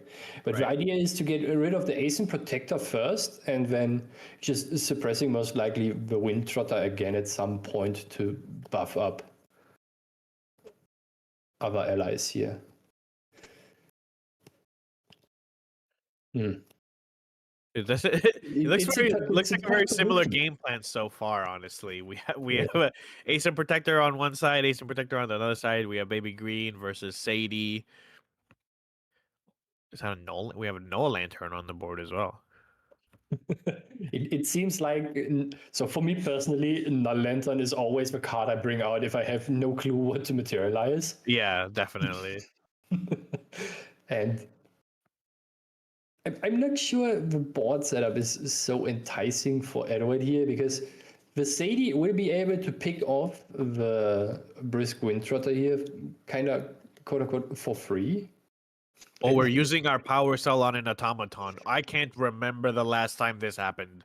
This one of Cloaked Executioner putting in the work here Oh, we have slice and dice.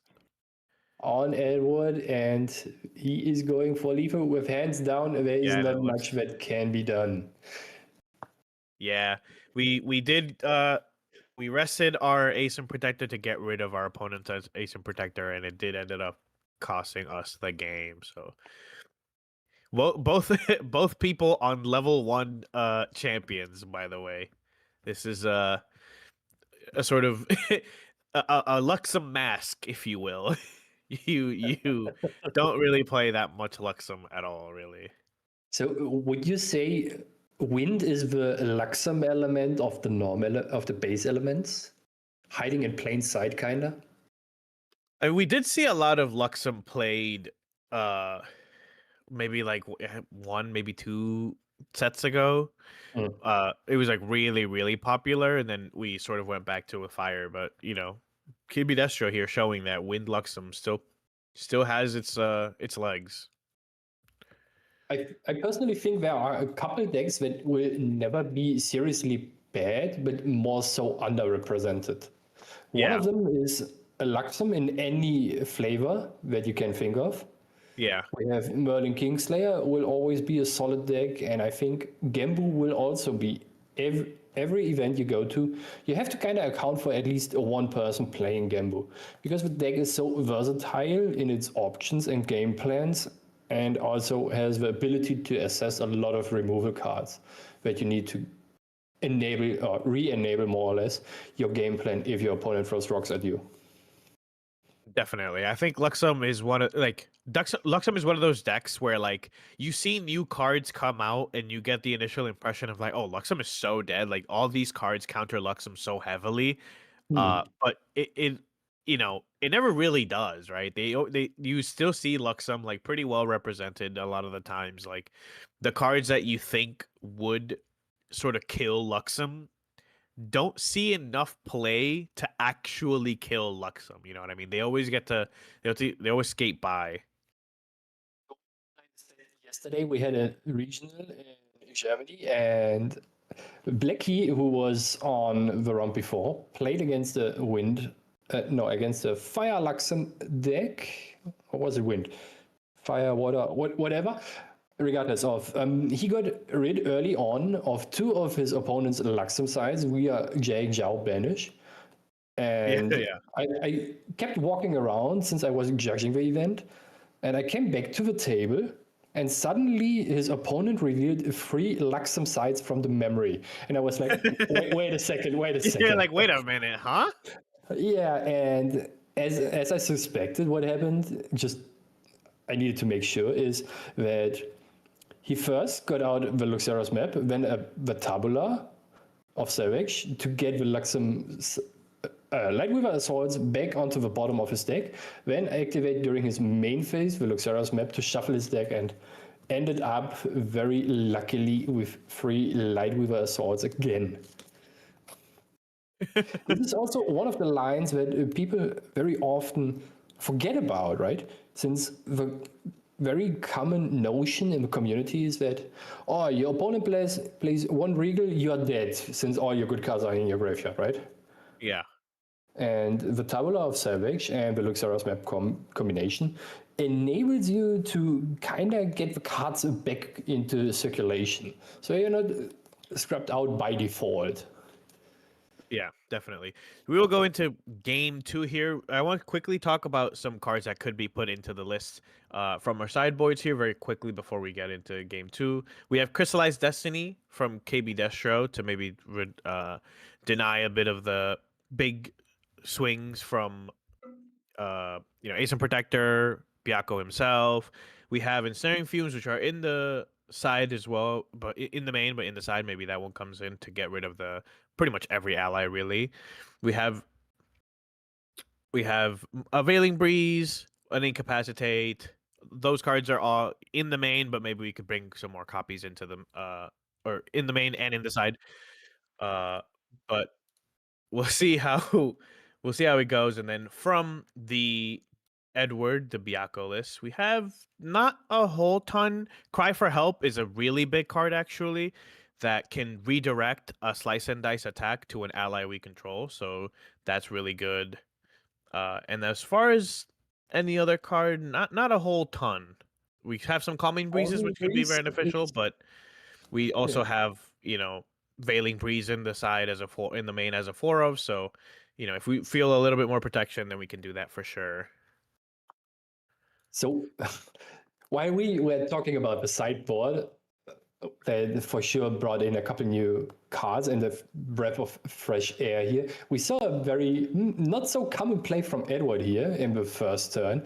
He activated an Ace Protector for 4, had no other ally on the board, and had to return the Ace Protector back to his hand. That also means he did basically an influence neutral play to enable him to level up from those 4 cards put down into the memory. It is pretty telling to me that his hand might not be so good at all if you are forced to do that. Yeah, I can't say I've ever seen. Yeah, I was gonna say I can't say I've ever seen anyone sort of willingly bounce their own Ace Protector back into their hand unless they're like playing out another card instead. Ooh, banishing a Luxem site. Usually kind of detrimental, but we saw last game we killed on level 1, so we don't really need them as much as we would in like a regular in a Fire Luxem list as we would. It's interesting. So the idea for Edward was probably here to kind of keep the kind beast caller safe here with the first turn just leveling up with the Asim Protector line. Then next turn activating the kind beast caller, kind of replenishing the influence lost through the level up. And then in case something threatens the beast caller, to just use the fate stone here, because influence wise it pays exactly out. And you are good. And it is exactly what he did. KB Destro here, on the other hand, just farming with influence here with the Unmake Duality. One of the good cards.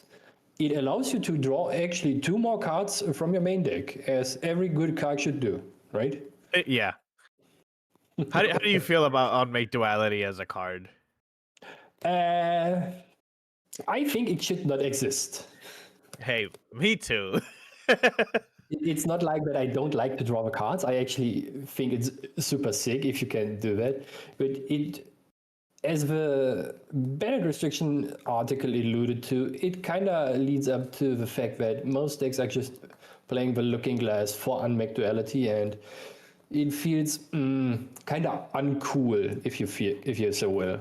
It's not that it's unbalanced or something. It's just not fitting the theme. I definitely agree. I think uncool is definitely the way. Like I like that you said uncool, because I think Divine Relics should be like this cool, really powerful sort of thing that you get to play. That's why you only get to play one of in every deck. So I think playing Unmake and sort of destroying your Divine Relic, while I do think is like very theme, it is very on theme with the card art and the story. I do feel a little bit like it's going against what the idea of like a Divine Relic is. I would personally be super happy if we get a couple more cool distortion cards that make playing the Looking Glass more exciting, and just getting rid of Unmake Duality for that matter. Yeah, But it I is what it is, definitely and we agree. will see. And KB Destro just farming the influence here and getting up all those prep counter counts. And the Poison Dagger again. Good old friend, he will never leave. We do have 3 prep though. We have hit the bingo number of 3 prep. 3 prep is exactly what you need to get things done with Slice and Dice here. But I think the good old trusty Asim Protector might be annoying here, and that's why KB Destro is showing his opponent the fear, the menace, Yeah, the nightmare of all the cool allies. Who will win? A Wind Paladin or or a Dream Fairy? I guess we will see. The Vertigress decree on the Asim Protector here, most likely to just deny the non-playability of the Asim Protector here again. Yeah, definitely. So when the Ancient Protector comes back, it will have to return itself to hand, but it does mean it wasn't targeted with Dream Fairy, so it can be played again next turn. You will get it back to into your influence anyways, but you can play it out if you so wish to, which is pretty good, I think, overall. I don't not being able to play an Ancient Protector can be very debilitating for some decks, so definitely a good play here. It also just gives you another counter for your Byakko to flip it over. I think there was also a funny line where you just target the Dream Fairy, so you have the Asim Protector back in memory. Yeah. The result would be basically the same, but the Asim Protector then being in your memory and not in your head. Yeah, and the Dream Fairy would come back and choose nothing, right? Yeah. Exactly. Just to assert a little bit of dominance and tell your opponent, no, it's on my watch to decide, yeah. okay? Yeah, I go out by my standards. Sometimes you can throw people actually very heavily off guard with those silly lines that don't change anything, and it's just uncommon. Yeah. I've definitely had people who, I hit with Ravishing Finale and they have like 5 cards in their deck and they, draw 6 cards and I'm like, "Hey man, you're going to lose the game." And they're like, "Yeah, but I'll lose the game on my terms." And you're like, "You know what? I respect that. I respect that. Go ahead." And here we see after the baby green being activated and suppressing. What did it suppress actually? The Fate Stone, right? Yes, it was with a Fate Stone. And then getting Ace and Protected again. Yeah, so we see the There's a benefits very- of playing this Vertigus Decree. We can now play our Ace and Protector once again. We can keep it on the board to protect some of the damage that is coming into the next turn, with a Poison Dagger being awake, and a potential Slice and Dice line coming in. I very vividly remember how I trolled back in the day where Slime was a meta deck. People with multiple times suppressing with Baby Green a Poison Dagger in the end phase. And they were like, really? This works? It was very funny actually, and it's very annoying. And KB Destroyer debating what to do against the Protector of Aeson. Oh, okay. He has his It looks own like- one. Probably bouncing back our Dream Fairy back into hand. That would be the play to just get Or back rid into of the memory. Aeson Protector.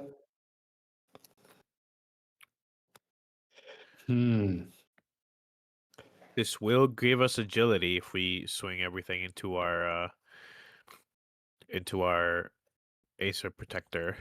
I think it Yeah, will maybe. retaliate and kill the Sadie though, which is a little bit unfortunate.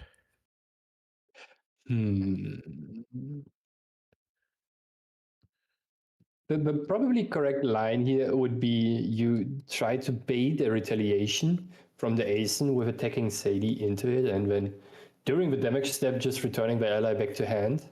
Yeah. And if you then feel like it's necessary, you can just get rid of it or just go face. That is most likely the place. Poison Dagger with Slice and Dice is 11, 12 damage plus Ace and Protector is 15. So KB Destru okay. would be in theory just a one-off if Edward isn't playing the game with him. Are we doing it again? Are we suppressing our Acer Protector in response? And it looks like we are using our Fate Stone to do it. We pay 4. And here we see the Poison Dagger being popped on Edward Freeze Champion here. That will put 1 damage on him through that, unless he activates a Veiling Breeze here. And if you have it, you should probably do that, Edward. Well, it looks like we're taking it, so we'll take 2 from Dream Fairy. We'll take 3 from Sadie, and a And whopping 4 from our Aeson if we choose to. It looks like we do. We do. That is a lot of damage putting onto Edward's champion here. And Definitely. And we have Terrafring on the board, so we can protect our allies and our face for the next turn. Maybe look for kill next turn with our 3 prep and Slice and Dice, plus our allies on the board. Ooh, baby green on the Terrafring here.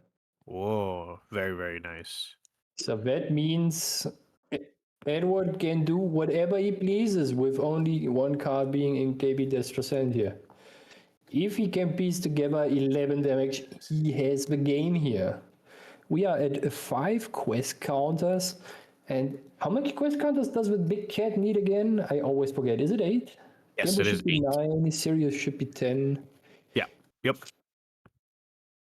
Effigy of Gaia. Okay. Okay, so That means- wasn't it called? Brisk Windtrotter. Windtrotter. Yeah, sorry.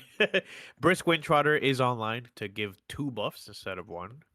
So that's pretty Okay, good. so Edward will be attacking 1 with the baby green here, probably activating then the Ace and Protector, returning the baby green, activating a Brisk Wind Trotter on the Ace. And then I forgot if he has enough influence. So Ace and Protector coming down.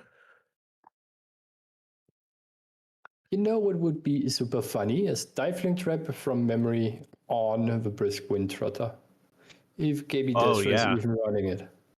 You know what? I always forget about that. I always forget about that interaction. Honestly, it Yeah, happened. It happened a lot when Tristan first came out. Like a lot of people were using Siphoning Trap from memory, but now really not as often. Hmm. The prep ended up becoming really, really important over the course of the game. So you much rather just keep the cards in hand to play it out from hand. Don't worry, there is no stifling trap in KB Destro's deck. So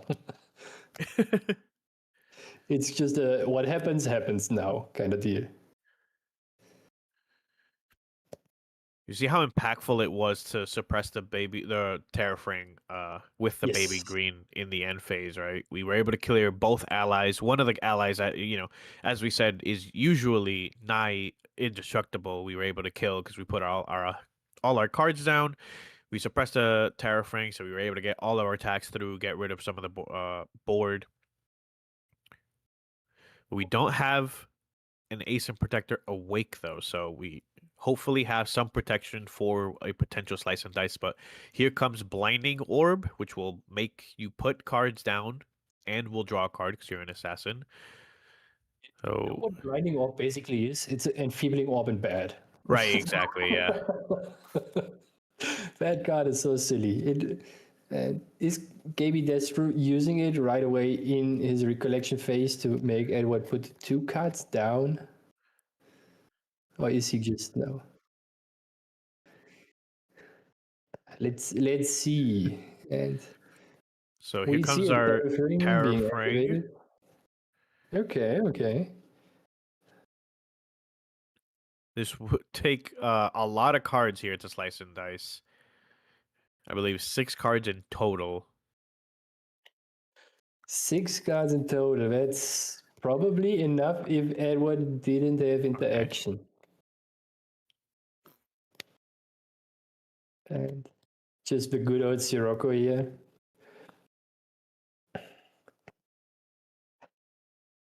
You know what the bad thing here is, Joyboy, for KB Destro?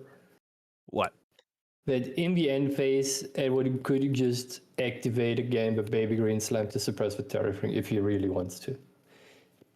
Definitely. It is definitely a risk you run. He's not even doing it in the end phase, but in response to his materialization, most likely.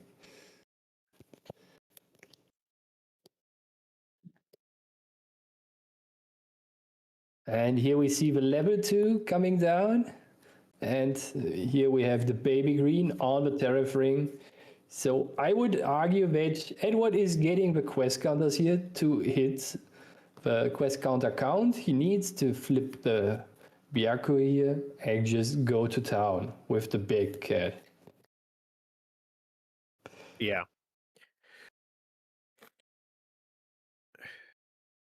Maybe I mean, we are staring. 11 damage is enough to get us there. So, and this is a big Ace Protector.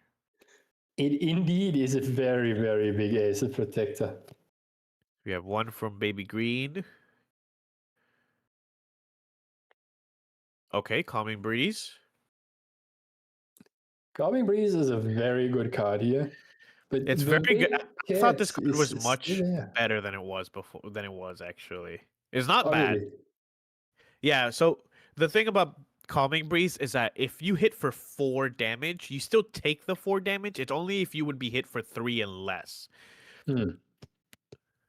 So Yeah. still a really good card because it prevents a lot of small hits. But anything over 3 or anything, I guess anything 4 and above will still go through the full damage. And it looks like we did see a scoop here from KB Destro going into game 3. Yes. Not He not was enough that we could digging. do to get through because Byakko was being flipped over, which means you're taking a lot of damage, especially if we have a Byakko's command in hand. Exactly, because Calming Breeze only negates every damage of 3 or less, and everything that is greater than 3, you just take it to the face like a champ, right? Yeah, exactly. The Blinding Orb sacrifice was the last straw he was grasping at to find an ensnaring fumes that he can activate to get rid of the cat, and then he would have one more turn to kind of piece together either a lethal line or just a level up into security of all those Xander triggers, but he didn't find what he needed. Yeah, definitely. It looks like we're 1-1 so far. We'll see how it gets there. This is very interesting matchup. We're seeing a lot of similar plays kind of achieved in different ways, right? We've seen a lot of Ace and Protector with Dream Fairy bouncing our Sadies, our Ace and Protectors, our Dream Fairies back into hand. Similarly from Edwards, we're seeing our Baby Green bounce into hand, our Brisk Wind Trotter bounce into hand, our Ace and Protector, playing an Ace and Protector to then bounce our Ace and Protector back into hand. So I would be lying if I said that was a play that I never did so far. yeah, just definitely. having an Ace and Protector bouncing another Ace and Protector and kind of a looping free attack damage a turn here. And ooh, KB Destro pedal on the gas and not leaving go. Turn one, unmake duality. Speaking of really, really good turn one plays, we have we have one of the better ones. Unmake duality into draw 2. You know what usually is super gas for a lot of people? Turn one, unmake duality, drawing 2 more cards. Next turn, materializing backup charger into turbocharge. Definitely. You have 1/4 of your deck at your disposal. And Edward going very aggressive here with a turn 1 Brisk Wind Trotter into just going phase into the good old Ace and Protector here. The 3/4 body that is not letting go of his enemies. Look at how majestic he's standing there. Just you know what's funny? I feel like every time we see Ace and Protector, it's this SP art. Very rarely do I see Ace and Protector with this like based art. I feel like everyone kind of agrees that this is the better art. Damn, I feel called out. do you run the normal art? Yes, I do. I just got flamed yesterday at the regional. It was kind of funny. But you know who is visiting again? The good old Dream Fairy, sending the menacingly staring Ace Protector back home. Yeah, we can't bounce it this time, so we do have to clear the Dream Fairy if we want to play our Ace and Protector, so... Is there actually a way that Edward can already set up the board in a way that he can suppress the Dream Fairy, while also the Dream Fairy has to target in the end something else outside of the Ace and Protector? I think we can definitely find a way to suppress the Dream Fairy, and when it comes back, suppress whatever the Dream Fairy would target so that it fizzles. It does seem a little bit, you know, you might have to jump through a couple hoops, but I think that definitely we do have the way to do it, especially in a Wind Byakko list, right? The Fate Stone can already act as one of the suppressors. The super experienced players with those Byakko lists probably could figure out a way where you activate an Ace and Protector during your turn, take advantage of an on-enter ability with it, and also suppressing the Dream Fairy, so you get to keep the Ace and Protector and kind of recycle your own on-enter ability, because the Dream Fairy has to target the other thing. Definitely. And the Poison Dagger again. So you think KB Destro will be leveling up to Xander 1 next turn just to get the Poison Dagger online here? Yeah, I think we've seen him kind of do this all 3 games, right? We go backup charger, then we go Poison Dagger, then we go into level 1, usually with some sort of reclaim to get a float, or we just pay for it. So we use our Fate Stone to suppress the Dream Fairy. I wouldn't be surprised if we like reclaim or somehow bounce our long tail into hand, or maybe we're fine with our Grow Tail just coming. I think it's Grow Tail coming back into hand or into memory. I mean, having the card back into your influence pool is probably not the worst one. And KB Destro with a Windmill Engineer here, showing an ensnaring Fumes and an Ace and Protector. So he's already playing the telling game here with showing your opponent ensnaring Fumes to make him afraid of committing something. I'm surprised this is the first time that Windmill Engineer has been sort of played throughout this round, because this is like one of the best cards in the deck, I think. So It is one of the best cards for sure, but sometimes the deck just doesn't want you to play with your good cards, and you yeah. have to take the not so good ones, right? Other than in Yu-Gi-Oh, some decks have pathetic cards at times. My grandfather's deck has no pathetic cards, Kaiba. Yeah, you are correct. So it looks like we are still in the end phase. We're reacting to the on enter trigger from. Oh no! Wait, what did Dream Fairy target in our when it came back? Did it not target anything? If there's no ally, there's nothing to be targeted. Oh, sorry. Is that's his banishment up there? Is that what it is? Okay, Yes. sorry. Yeah, the center middle is is Edward's banishment. So I was under the impression that the card was just suppressed for now, but. So what Edward specifically does is he puts the suppressed cards a little bit even off the suppressed zone, the banished zone. And the long day grows sword just hitting the Windmill Engineer here, getting rid of a pesky one attack ally. Always good to Ace see. Protector. Most likely, right? It's the Yep. best card in the deck.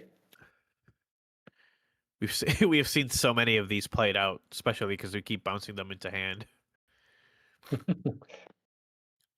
It feels like that the players are playing like 10 copies, but Oh, the Unbroken Mustang on the Poison Dagger here.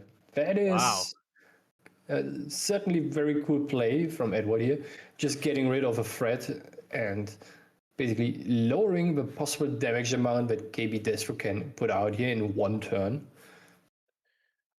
Yeah, that definitely that's not bad at all. Getting rid of the poison dagger can be pretty detrimental.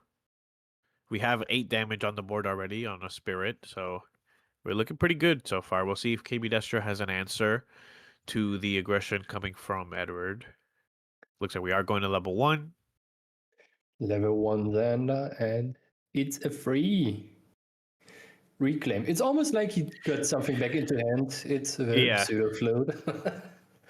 If it's it's float doing what float does, right? Whether it's in the graveyard or you banish it from hand or from memory, it's good either way.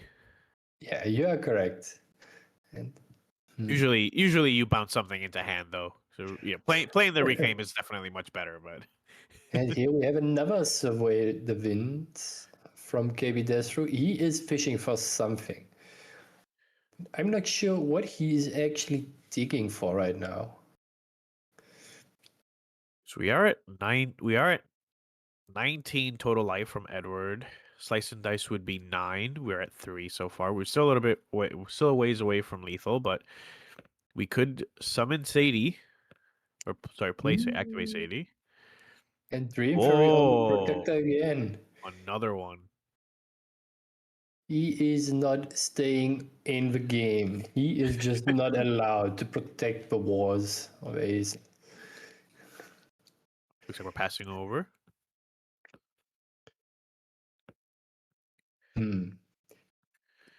Is it just another effigy of Gaia kind of materialization here? Either that or Terrafring, right? We've seen those to be the options chosen from Edward. Looks like it is effigy of Jaya.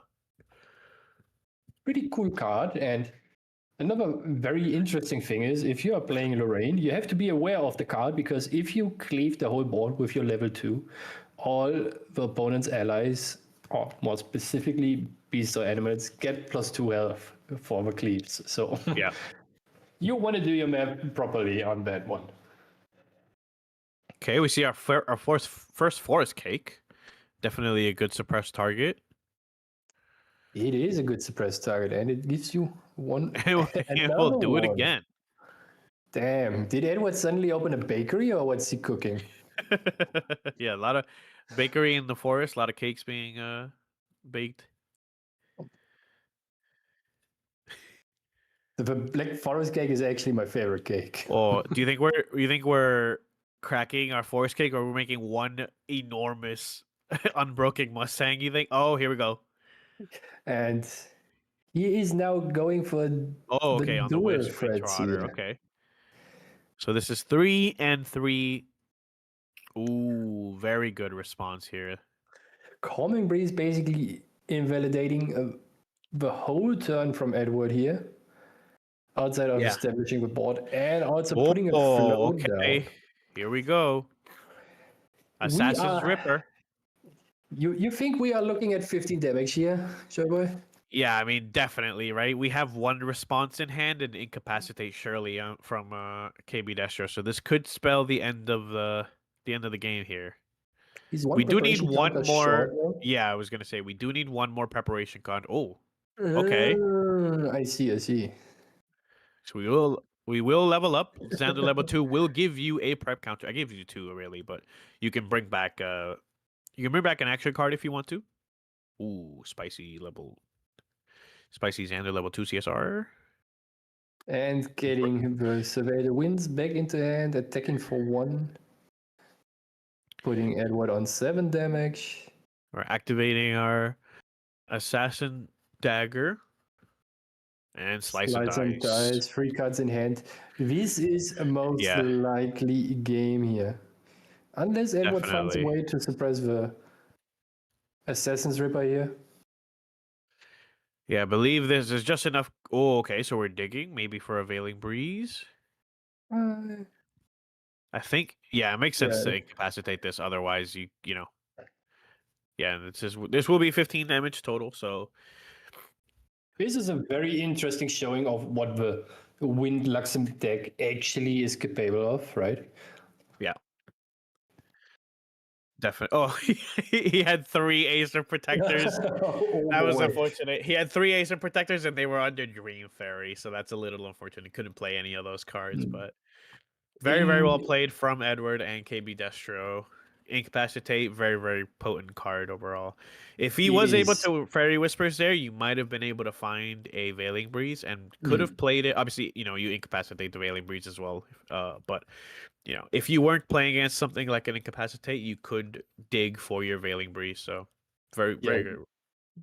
You're correct. And it's very interesting. So far on streams, we usually have seen the Luxem Windsender deck most often go up to level 3 and just stall out the game and rarely go for the slice and dice lines. And in comparison, we have seen here a lot of slice and dice lines and angles that got very early telegraphed with the materialization of the Poisoned Dagger. It felt more like, to me personally, while I'm not that experienced on the deck, that KB Destro was always setting up the slice and dice early kill line, and in case it fails, he has the fallback plan of going to level 3. Because in the process of getting those threads on the board and setting it up, your opponent also have to commit influence to counter this game plan, and you will then just win the long game if you are able to establish your Luxem sites and your level 3 champion here. Yeah, definitely. It does have like a lot of avenues of play, really. Like you can go for, if you really need to, against the sort of control decks that you could run into, you can go for the regular Luxem play of like, I reveal my memory, I reveal X Luxem cards, you put X Luxem cards down, and then I'll light weavers, while I'm recovering at the same point. Or you can go for what we saw there, the more aggressive slice and dice plus Assassin's Ripper game plan. So very, very versatile list overall. It's always very enjoyable for me personally to see how people pilot decks that I'm not very comfortable at and not very experienced at. It's always nice to learn new patterns, new ways, and also maybe take note of it for my personal gameplay to improve on. Yeah, definitely. Same. I do also like seeing other people play the decks that I play, because I feel like I can always, compare my play to theirs, see what I would do, what they would do, learn, more options on the deck. So, a lot of cool stuff you can learn. It's all also super interesting always to see Edward show up with those wind suppressed decks. Most of the time, he's very known for his Byakko decks, also the wind CL list that Kevin at points talked about, where you just farm influence and be happy with drawing cards, because that is Kevin's favorite thing to do, right? Sure. So, also, one of the very interesting things for those wind decks very often is to me that they utilize one of the very few cards in the game that can get rid of opponents' cards in your memory. That is Zhang Zhao. I think we have in total, we have Zhang Zhao, we have Fractal of Intrusion that Yep. gets rid of cards, we have Poisonous Extricating Breeze Touch. Cap. Oh, and Poisonous Breeze Cap. Yep. And soon the Merlin Ultimate. So it's 5 cards that don't even basically... don't even remind me of the Merlin Ultimate. Oh, right. And I got reminded of one other card, the Prismatic Edge with a wind card in either player's memory. Definitely. And by that extent, we also have the Verdigris Protective Trinket, or whatever it is called. I always forget. It's the protective trinket from Fractured Crown, where you... Crimson Protective Trinket, I think? Might be that. Yeah. Where you get to pick 2 cards from your opponent's memory, and they get revealed. If it is wind, they get banished. Yeah. Yeah, definitely. Yeah, it was really, really important. That card was really important when the pre 3 visits errata during Ascent Toronto meta, where Vanitas was running wild everywhere, Razor Gale was running wild, so Wasn't very, there very, very actually important. one scene during an Ascent stream where this specific trinket got activated against Liftrasil, and the opponent just picked 2 norm cards 2 times? I wouldn't be able to tell, but that would be pretty crazy. I'm pretty sure it was. Maybe I bother with it and figure out what it was. Yeah, So that's production just a little bit confirmed my unfortunate. suspicion that it happened. So I'm not getting out and saying you here. That is definitely unfortunate. It'd be like, yeah, they're 2 norm. I get to keep them both. So yeah, you just waste the materialization essentially. Okay, with this, I think we can conclude this round for now, and we'll head off in a small break for a couple of minutes just to get another cup of coffee or tea, whatever you prefer. And we'll be back with the 3rd round in just a couple of minutes. Don't Until go then, anywhere. just keep watching.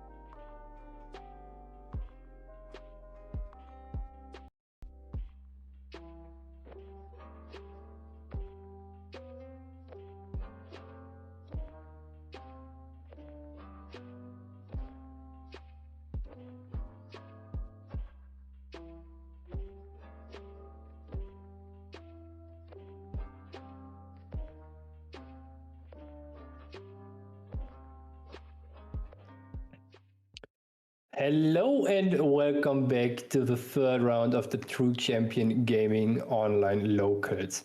I'm Garrett and I'm now here with Clem again for another yapping session about VTubers and why you should buy HoloLive Susei merch, right? Yeah, apparently. Okay, in the meantime, I was on Twitter last round while Okay. listening to the round, and it seems that she may have gone indie. She has her own like Suisei agency now, but she's still Okay. collaborating through that agency with Miko. It Okay. happened like 6 hours ago, and it's all in Japanese, so I'm not sure. I need someone to translate it. But she swapped her name from Suisei Hololive Zero Gen to Suisei Studio Stellar.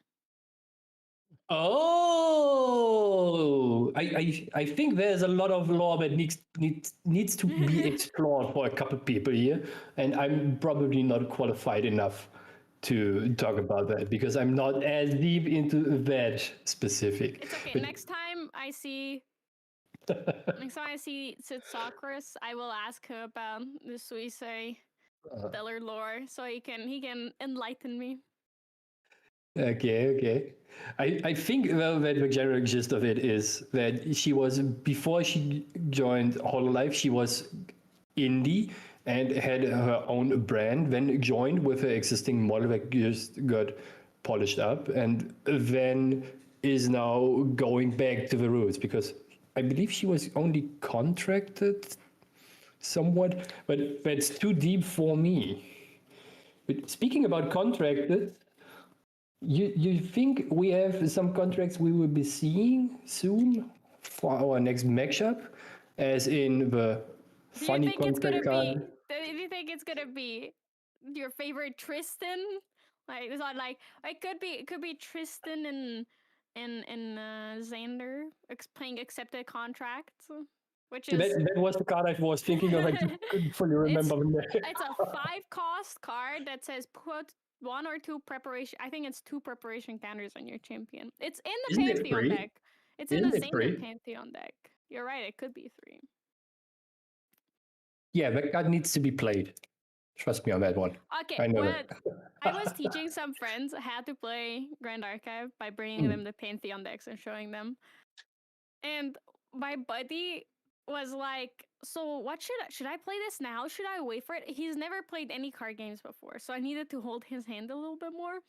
And he was like, so preparation counters, do I need them? Are they good?" I was like, "Yeah, you need them and they're good." And he was like, "Okay, do I play this?" And then he played something that I protected something and got preparation counters. And I was like, "No, you shouldn't play that because it's your turn and we're not hurting your allies." And then he played accepted contract. I was like, honestly, that's kind of fine. But then he went to Xander level 2 and got accepted contract back into his hand with Xander level 2. And I was like, I've never seen this happen, and I'm not sure what to think about this. Okay, so what you're alluding to is we have accepted contract. We play this turn 1, go up into Xander level 1, just do something, go up into Xander level 2, get accepted contract back, activate it, play Mastermind Scheme, go to Xander level 3, and then 1000 refractions your opponent for death. Okay, thank you. That sounds amazing. You just created a new meta deck. If my friend lived long enough, I'm sure he could have pulled it off, but he did not. My other friend, who was a Magic player, I was teaching an arcade to, but he immediately got in. He was playing Lorraine, so it's very easy. He killed my friend, and then I was playing Kong Ming, and then I just killed him because I just had. I don't even remember what I played, but I had something. And I was like, "Oh, all right, I'll just kill you." Left and right, Clem. What are you doing? Don't you need people to play with? Apparently, I'm bullying people with Kong Ming. I gave them the OP decks, and then I played Kong Ming, and then I still won. And I'm not even good at Kong Ming. I feel bad, but both of them are massive Grand Archive fans. One of them's coming to LA, and one of them is planning on building a Sylvie deck. So we're good. We're good. I hope someone of them is also coming to Vegas, since I will be there and might be meeting them. Would be cool. Yeah. I think the Xander player will be at Vegas. He was actually at Niagara Falls as well. I just forgot to Oh, introduce you guys. He also got busy and oh. left. Yes, Now it is my I'm roommate. super sad. Okay, and Okay. it seems like we have our matchup here. It is Faceless Menace on what is Sylvie? He's on Spirit of Serene Fire Sylvie, so a good old Fire Slimes deck, as Good old our Polish, European brew. as the Polish people like it, and one specific Dutch guy. Do you remember this guy's name? I don't. No. Does he even achieved a lot of things? I think he's the third best Grand Archive player in the world with a master's degree. third best in the world with a who is the first two with a master's degree? I need to know the lore here. How you know people's educational status, Garrett? Because it is actually something he writes at times about, ironically. No, I know our friend does talk a lot. He's a smart guy. He's like, it's. I just want to have a lore video of Hanky. I'm gonna be honest. I can listen to his dad lore. Is crazy, and he's not even a dad. Yeah, and he's not even old. Yeah, and he's Faceless Menace is actually playing against Arcalo on a Wind Goja deck. And it is, which Fate Stone is it? Who would have guessed the one everyone likes? It's the Windy Snake with the everyone likes is electric things. crazy. Look, I love Arcalo, but he's playing the wrong deck. You see, my mom once told me if I have nothing nice to say, I should just not say anything at all. No, this is gonna be an interesting matchup. I saw Joyboy mention that he never expected to be cheering for Slimes, but we're in a time where both of these little girl tamers are, well, I guess Goja is an adult, but Sylvie's a kid. So these little girl tamers were or are on top of the meta game, and they're facing off. It's like eras clashing, you know.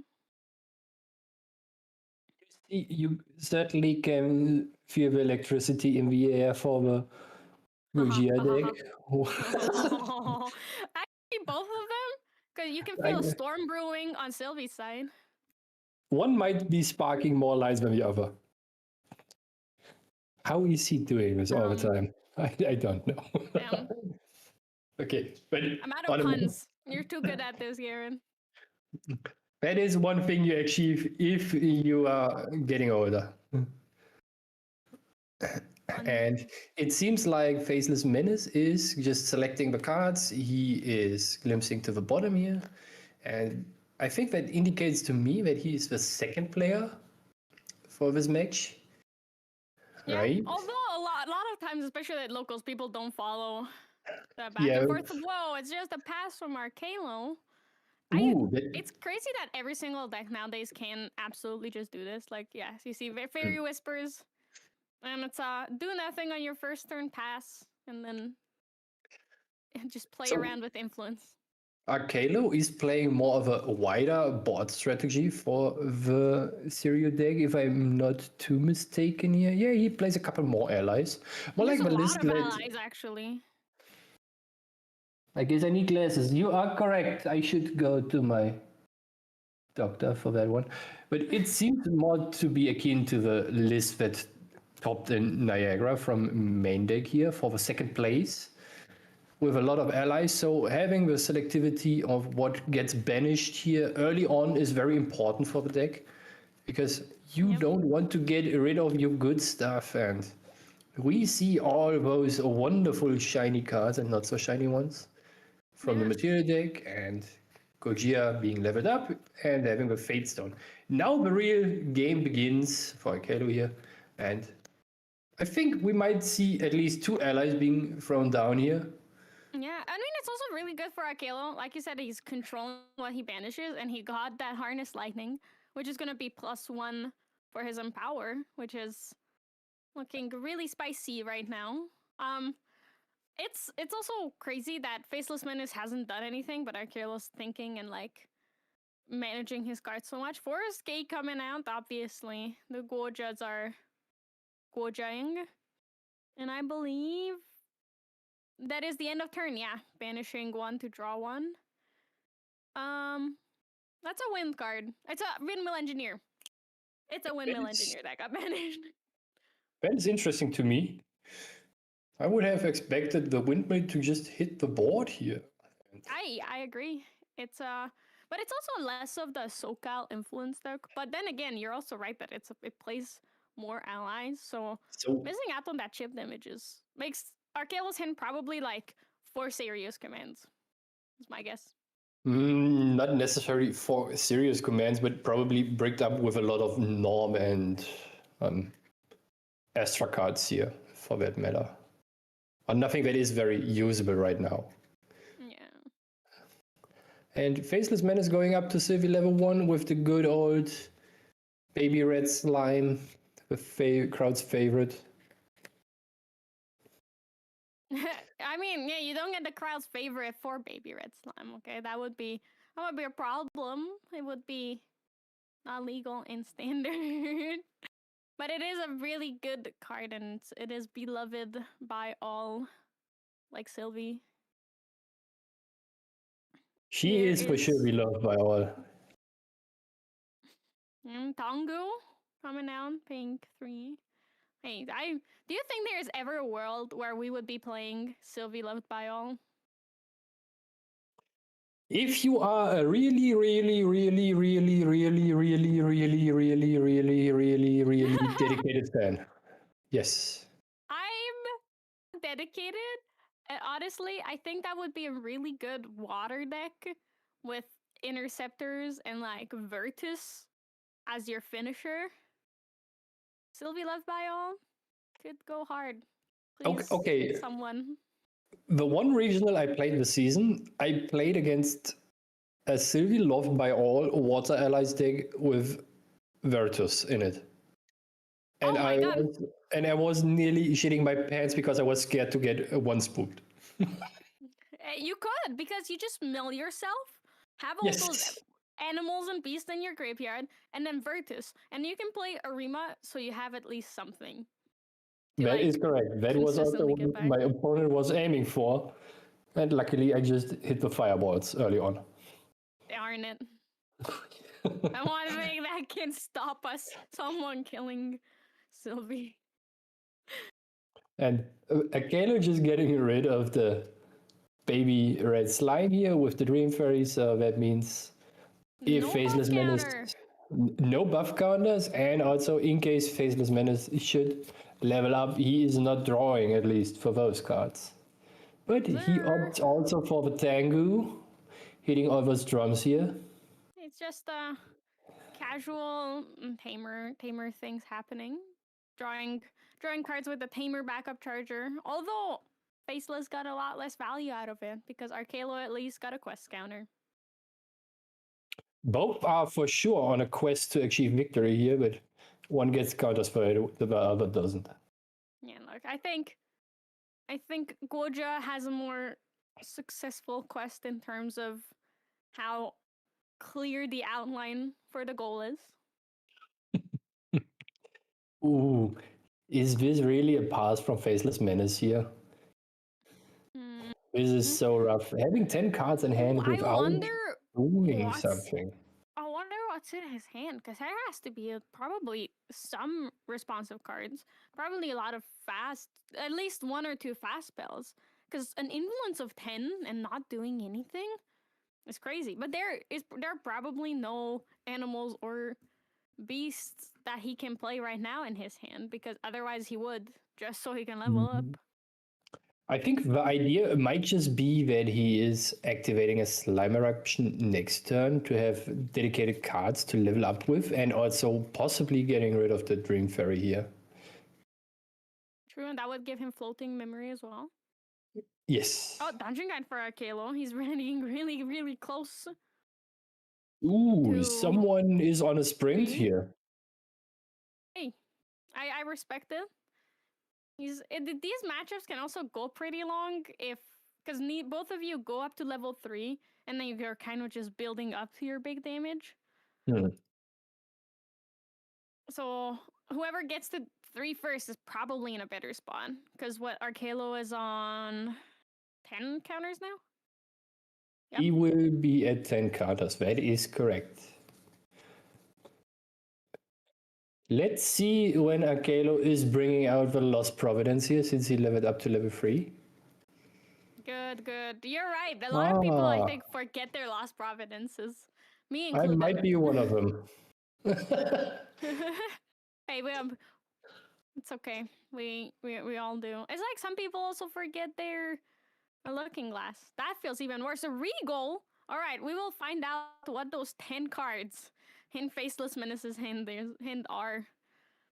I'm really curious. Dungeon Guide. A Dungeon Guide. Heavenly Guide. Cremation Ritual. Creative Shock. Baby Red. Oh my gosh. This would have been a My very strong next turn for Faceless Menace if he managed to keep those cards. Oh boy. Songbird Eruption at least. Stalwart Shieldmate. Another Eruption at least. Ethereal Slime. Another Eruption. And another. Wait, that is a crazy turn. That is. It is 2 Dungeon Guides and a Heavenly Gang on. What were those 2 cards? Were those 2? Those weren't Storm Slimes, were they? The other 2 advanced slimes. It was a Luster I think Slime, there were an Ethereal Luster Slime, and Slime and an Ethereal. No, there were 2 other slimes as well.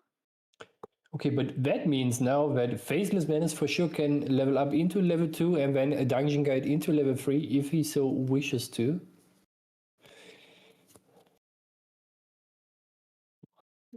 Is it worth to throw down all those cards now?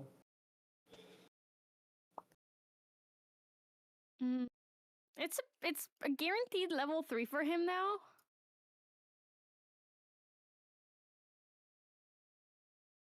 But And he's also behind. Kano just flipping Sirio here and taking advantage of him having the pressure on with the first one being on level 3 here. It is pretty good already, having one of the Game Blast in banishment and also the 412 Sirio here. Yeah, massive Serio.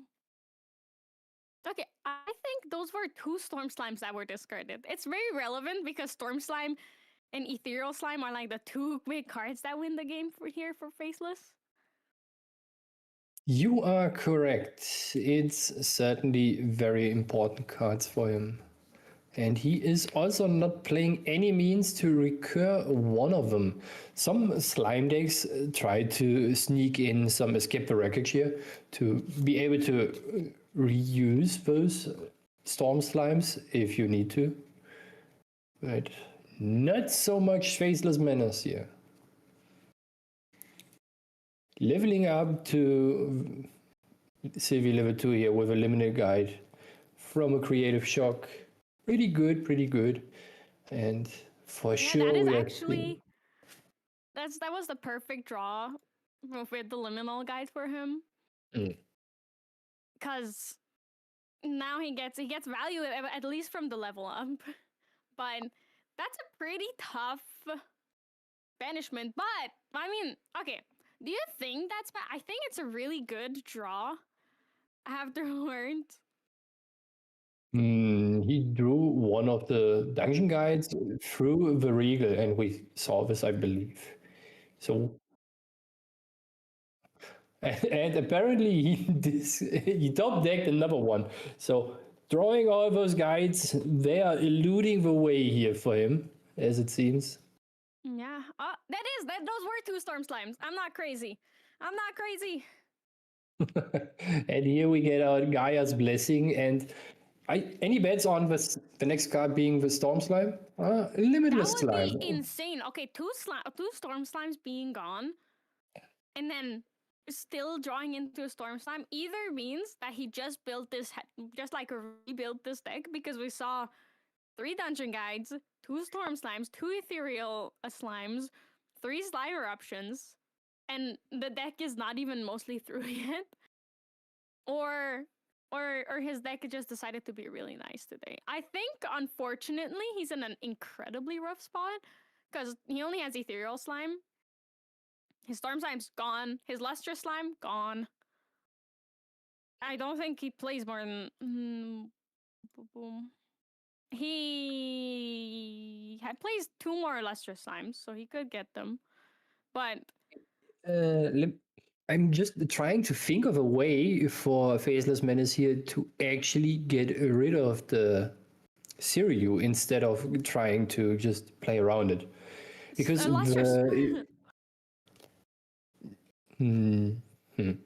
not if sure. you reveal enough slimes for Lustrous Slime, and you buff it with Sylvie, or like buff it with whatever you have. Oh, another one is just... It's 8, 9, 10. So he has right now enough damage on board and in hand to just get rid of the Siryu with attacks. Because the 2 first slimes are 8 damage. He has a limitless slime that will be 3, 4 with the first counter. No, it's actually a 4, 5, right? It will be unnecessarily big without a limit here, and just get rid of the... What? Oh, sheesh. What is happening here? He saw 3 ethereal slimes and 3 storm slimes. This is watching. This is a perfect Sylvie draw. That is crazy. That is pretty good. It's better than pretty. That is crazy. Oh my god, Faceless Menace. Sylvie Whisperer, actually, the Slimes Whisperer.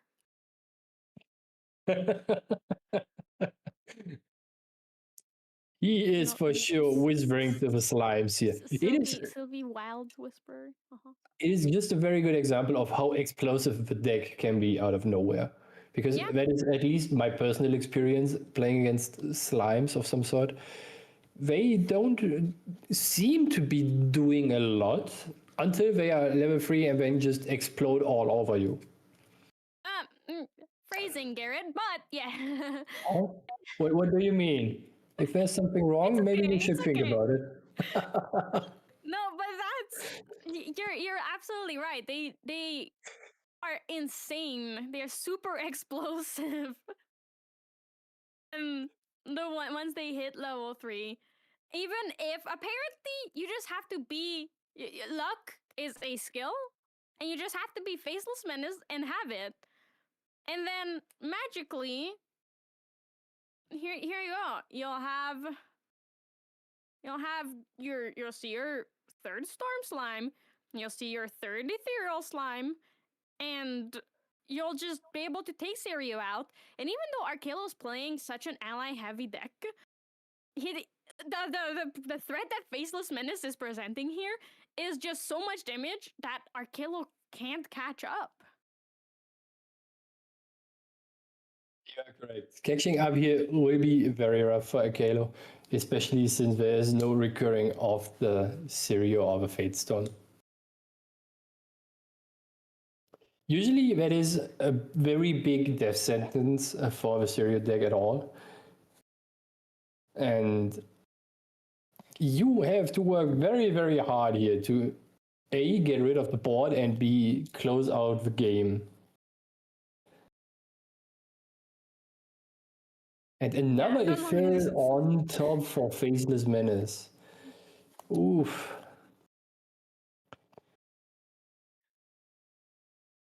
That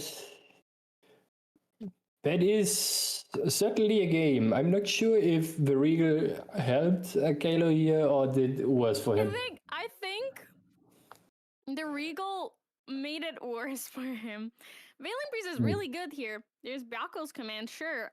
2 Trade Fairies, 2 Baby Greens, Byako's command in memory. I don't think this is looking good for Arkelo. His board gone. Because there's no reason to attack Woja through a Veiling Breeze for 5. It's not. It's really bad. Do you think there's any way that he can win here? Honestly, I think after my big Snake got yeeted off the board, I would just have said, let's go next. Yeah, honestly, that is the way. Oh yeah, Faceless Menace using the On Death for Storm Slime, just cremating and drawing, 4 cards casually all of a sudden? Yes, okay, yeah. those 2 cards allow him to draw 2 more cards each. So that means he is allowed to draw 4 more cards from his deck and finds Storm Slime. There's 4th Storm Slime! There's a 4th Storm Slime on top of Faceless's deck. Oh, he's him. Oh my god. It is him. It is the... I'm at a loss of words, honestly.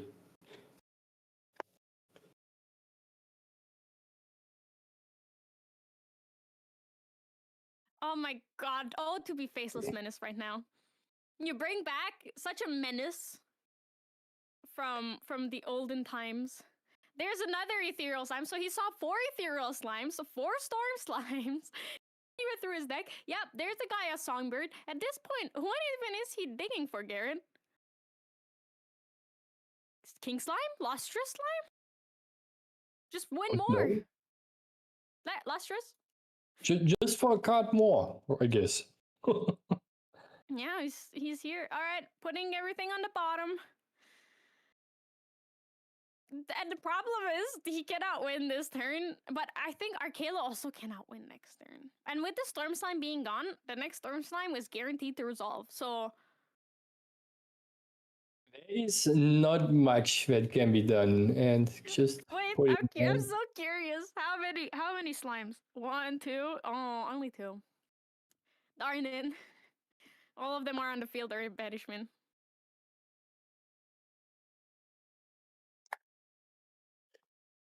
What is Arcalo now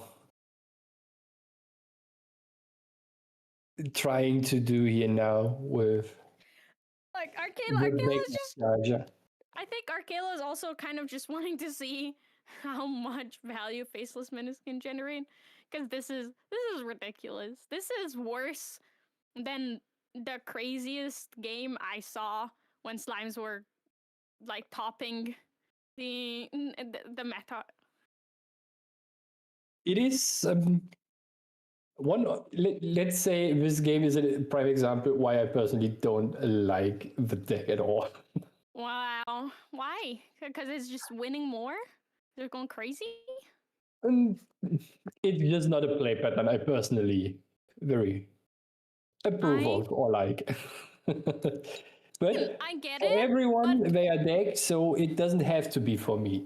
Exactly. For me, just honestly, for me, Tristan feels kind of bad because what do you mean you're not doing anything? And then all of a sudden you shadow strike me for 20 and I literally cannot do anything about it. Cool. You are somewhat correct. And that seems that Arcalo agreed on our stance from a couple minutes before that the game is progressed too far for him to do something meaningful. Yeah. Looking at the sideboards, you think there's anything interesting or standing out there? I'm going to be incredibly honest with you, Garrett. I don't think there's anything. Ensnaring Fumes is the best thing that Arcalo can play because even though we had a Gaia's Blessing on the board, Faceless Menace didn't use it. It was just something to look at his cards with. It's more information, yes, but he didn't utilize it enough to warrant bringing in an Unbroken Mustang. Although I would still, just to be sure, better to be safe than sorry. Ensnaring Fumes is probably good, but their slimes just have so many good on-enter abilities that it's not even that awful. Like if you Ensnaring Fumes while there's a Lustrous in someone's hand or on the board, and they get all those slimes back, they can play some cards and then play their Lustrous again, and that Lustrous is going to be massive. So it's a massive risk to bring in, but that is probably the best card that he can. I think there's one very interesting card that Arcalo has in his sideboard. And I needed to look up a card, actually. It's Gear Shift Block. Oh, true way. And it's protection card that can negate the damage on the Shangju, kinda. Because it says the next time damage would be dealt to target ally you control, this turn prevent that damage. So whatever amount of damage you throw at the Shangju once can be prevented because it's a skill reaction. It's a very interesting tech card to protect your Shangju. And True. this is probably one of the cards that you want to throw in actually in this matchup.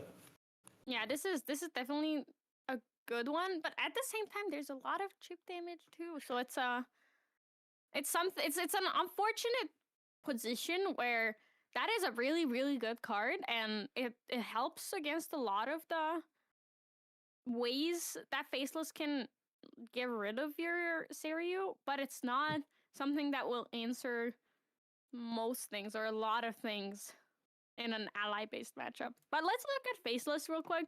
Do you think there's even anything that he would bring in? I think there's a couple things, but I want to hear your thoughts first. I think the Magnificent Banquet is an interesting card that you could see in the deck. And also the Twilight Slime. Other than that, I'm not too keen on anything. Maybe swapping out a Gaia Songbird for a Lustrous Slime here is a thing that you could do. But other than that, nothing, I think. What's your take on it? I think that a Gaia Songbird would come in for the Verdant Slime as well.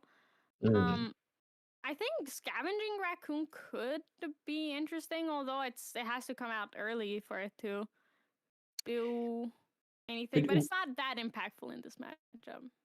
I think we are not at the scavenging deck yet, so... Look, I just want to see some raccoons, Garrett. You caught me, okay? Okay. Want to see some raccoons. And here we have then Escape the Wreckage for Akelo, just increasing the influence more and more and more. He is finding a way. Yeah. He swapped to the SoCal version of the deck. He's playing for influence now, actually. It's one of the very interesting parts about the Seiryu deck, even though I'm not personally a super fan of it. It is very intricate to pilot because you have a lot of angles you can go from, right? You can go very board wide with a Kalos version, then you can build it like super turbo-y, just going for all the commands and quickly going up to level 3 and doing nothing else and hitting your opponent.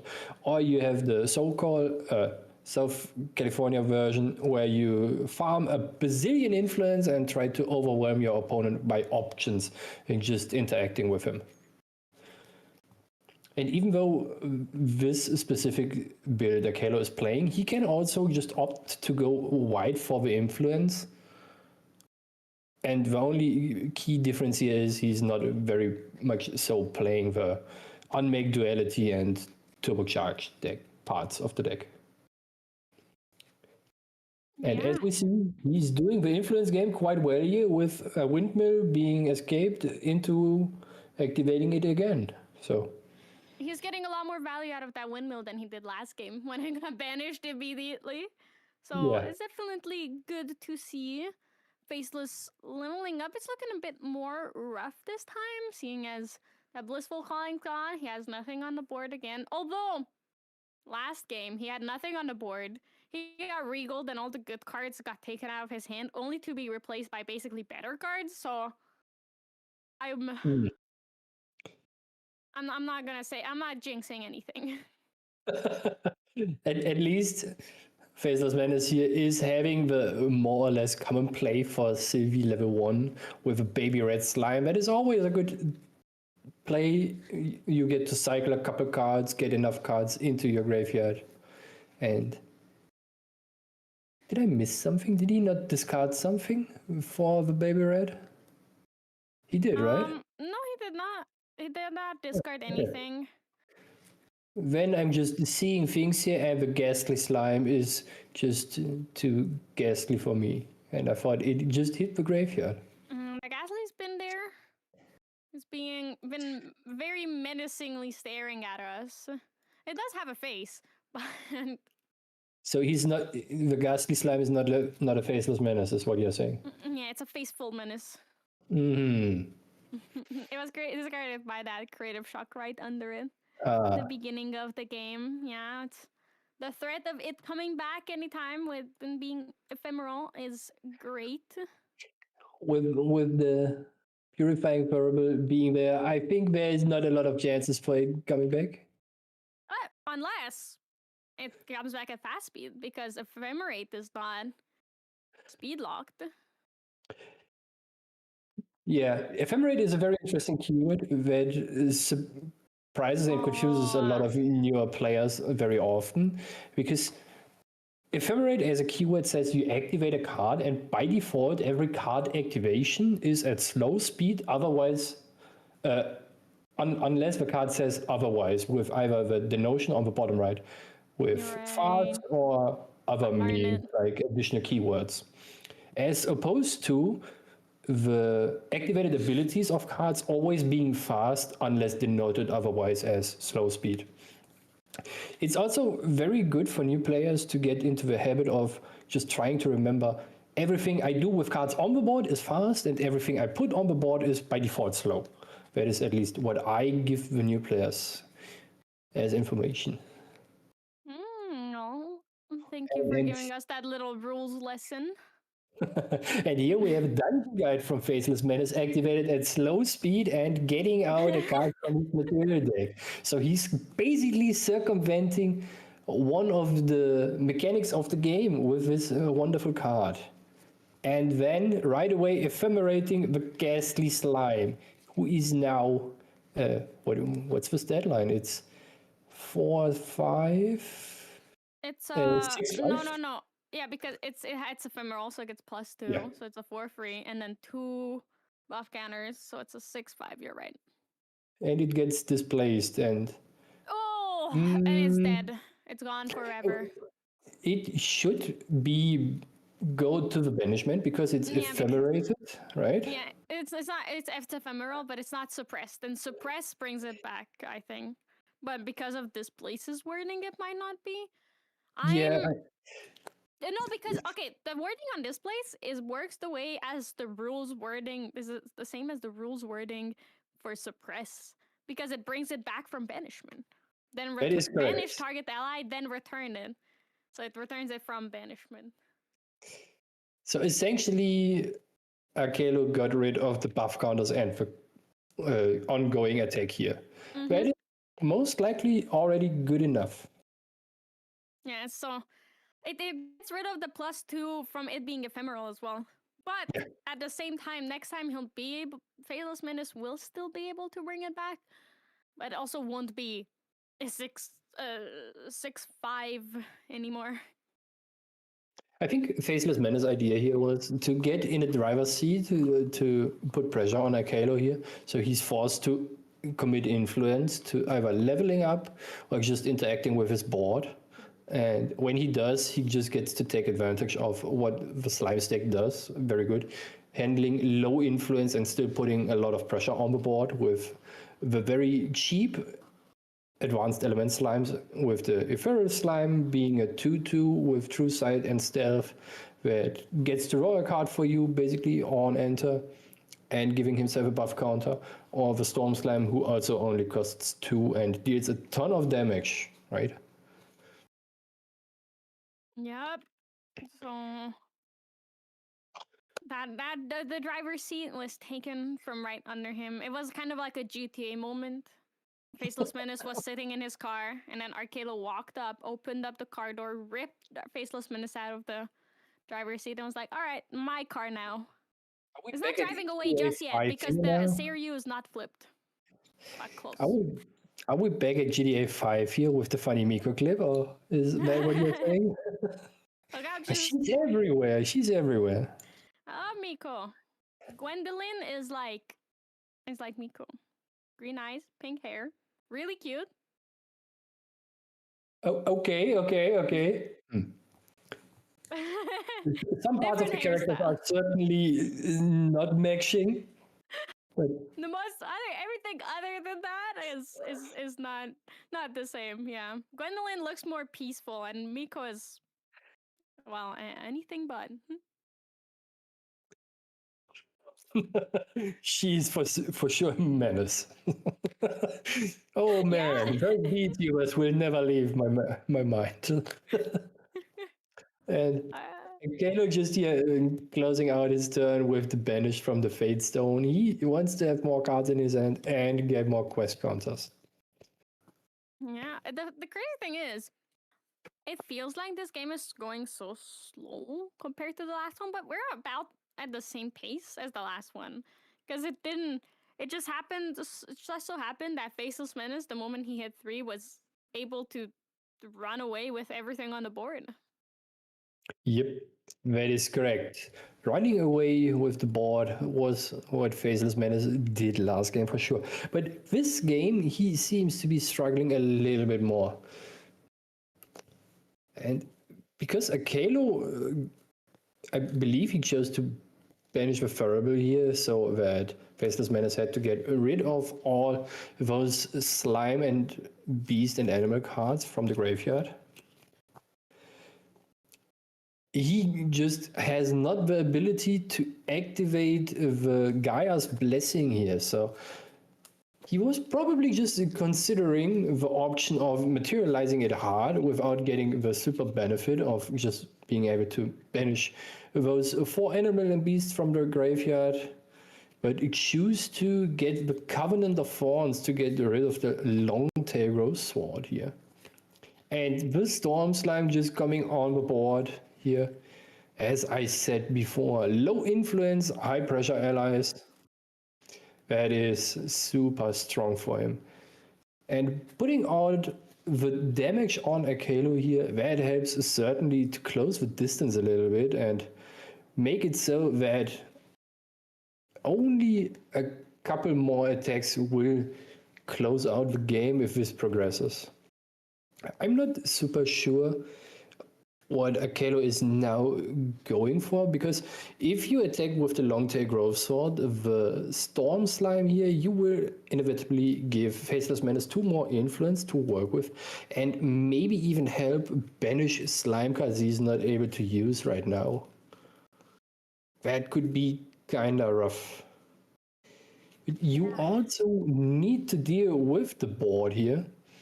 Otherwise, you fall victim to those silly attacks of 3 damage and below very quickly. Yeah, And it's scary. And here we have the dungeon guide from Akalo, giving him exactly the amount of quest counters he needs, 2 from the banish and 3 from the on-enter for the Gurgia. Yeah, we're back where we were last game when Arkalo went up to level 3 with exactly 10 counters. Now the question is, will he immediately flip Seiryu? Because he's not looking too rough right now, but he does also need to start building up those arcane cards in banishment and start having at least the arcane blast. I think I would just be Giga greedy and flip the snake here and go to town with it. And hope he has nothing. I mean, Faceless's influence is pretty low. His board is not that threatening, so Seiryu could survive for at least 1 turn for sure. There is no threat of Sylvie leveling up to level 3 and putting down another massive ethereal slime. Yeah. I think probably the right sequencing here would be getting rid of the dungeon guide, flipping the Seiryu, going face, generating an arcane blast, and then getting rid of the storm slime with the dungeon guide. Because you want to get rid of all the allies on your opponent's board, otherwise you might just risking suddenly the Seiryu falling victim to too many attacks here. Yeah, you're right. And the risking the 2 influence being like basically exchanged is definitely worth it. Oh, Croatia Ritual, Storm Slime, once again 4 cards in hand for Faceless Menace. Someone is cooking a slime soup here. King Slime and another Ghastly Slime. 1, 2, 2 cards, 3, 4. Storm Gaia's Blessing, slime. so we don't know what he drew. Sadly, no Gaia's Blessing, you're correct. Yeah, Yeah, Would Faceless be Menace is also hilarious. definitely sad that there is no Gaia's Blessing, because that means 4 less slimes in banishment, but he doesn't even have 4 slimes right now. Oh, Lustrous, we'll see at least a bit of what he's holding. Oh, okay, Slime Eruption, Baby Red, and Limitless Slime, so those are... Limitless is a fairly okay slime, it just needs to be able to survive, and under these conditions, it's pretty tough, but now that the Lustrous is out, we might see it start building some buff counters on it. Outside of a Dream Fairy, is there even any way for Akela to get rid of a limitless slime outside of hitting it to death? Hitting it to death. Yeah, but Lustrous Slime will just say, no, you are not hitting the limitless, right? Until it's True. big enough. That is certainly not so good for Akela here. He kind of yeah, needs to start absolutely not. doing something. But doesn't Arcalo have enough damage? If he flips the dragon, he will have enough damage to just take care of the Lustrous Slime.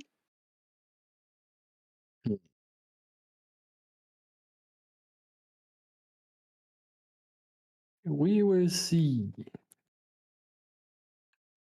And here we have the baby green slime.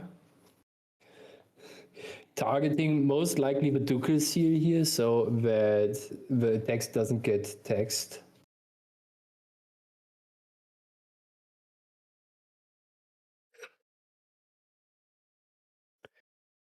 And I think Akelo is now checking if he has enough to do something here.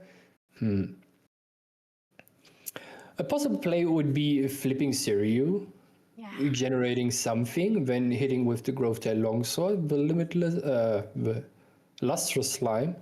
Then he has 2 more damage on board from the 2 allies, the Dungeon Guide and the Baby Green, and then any commands that might be. But there is no command. Yeah, Seems like Faceless Man is just cycling cards here.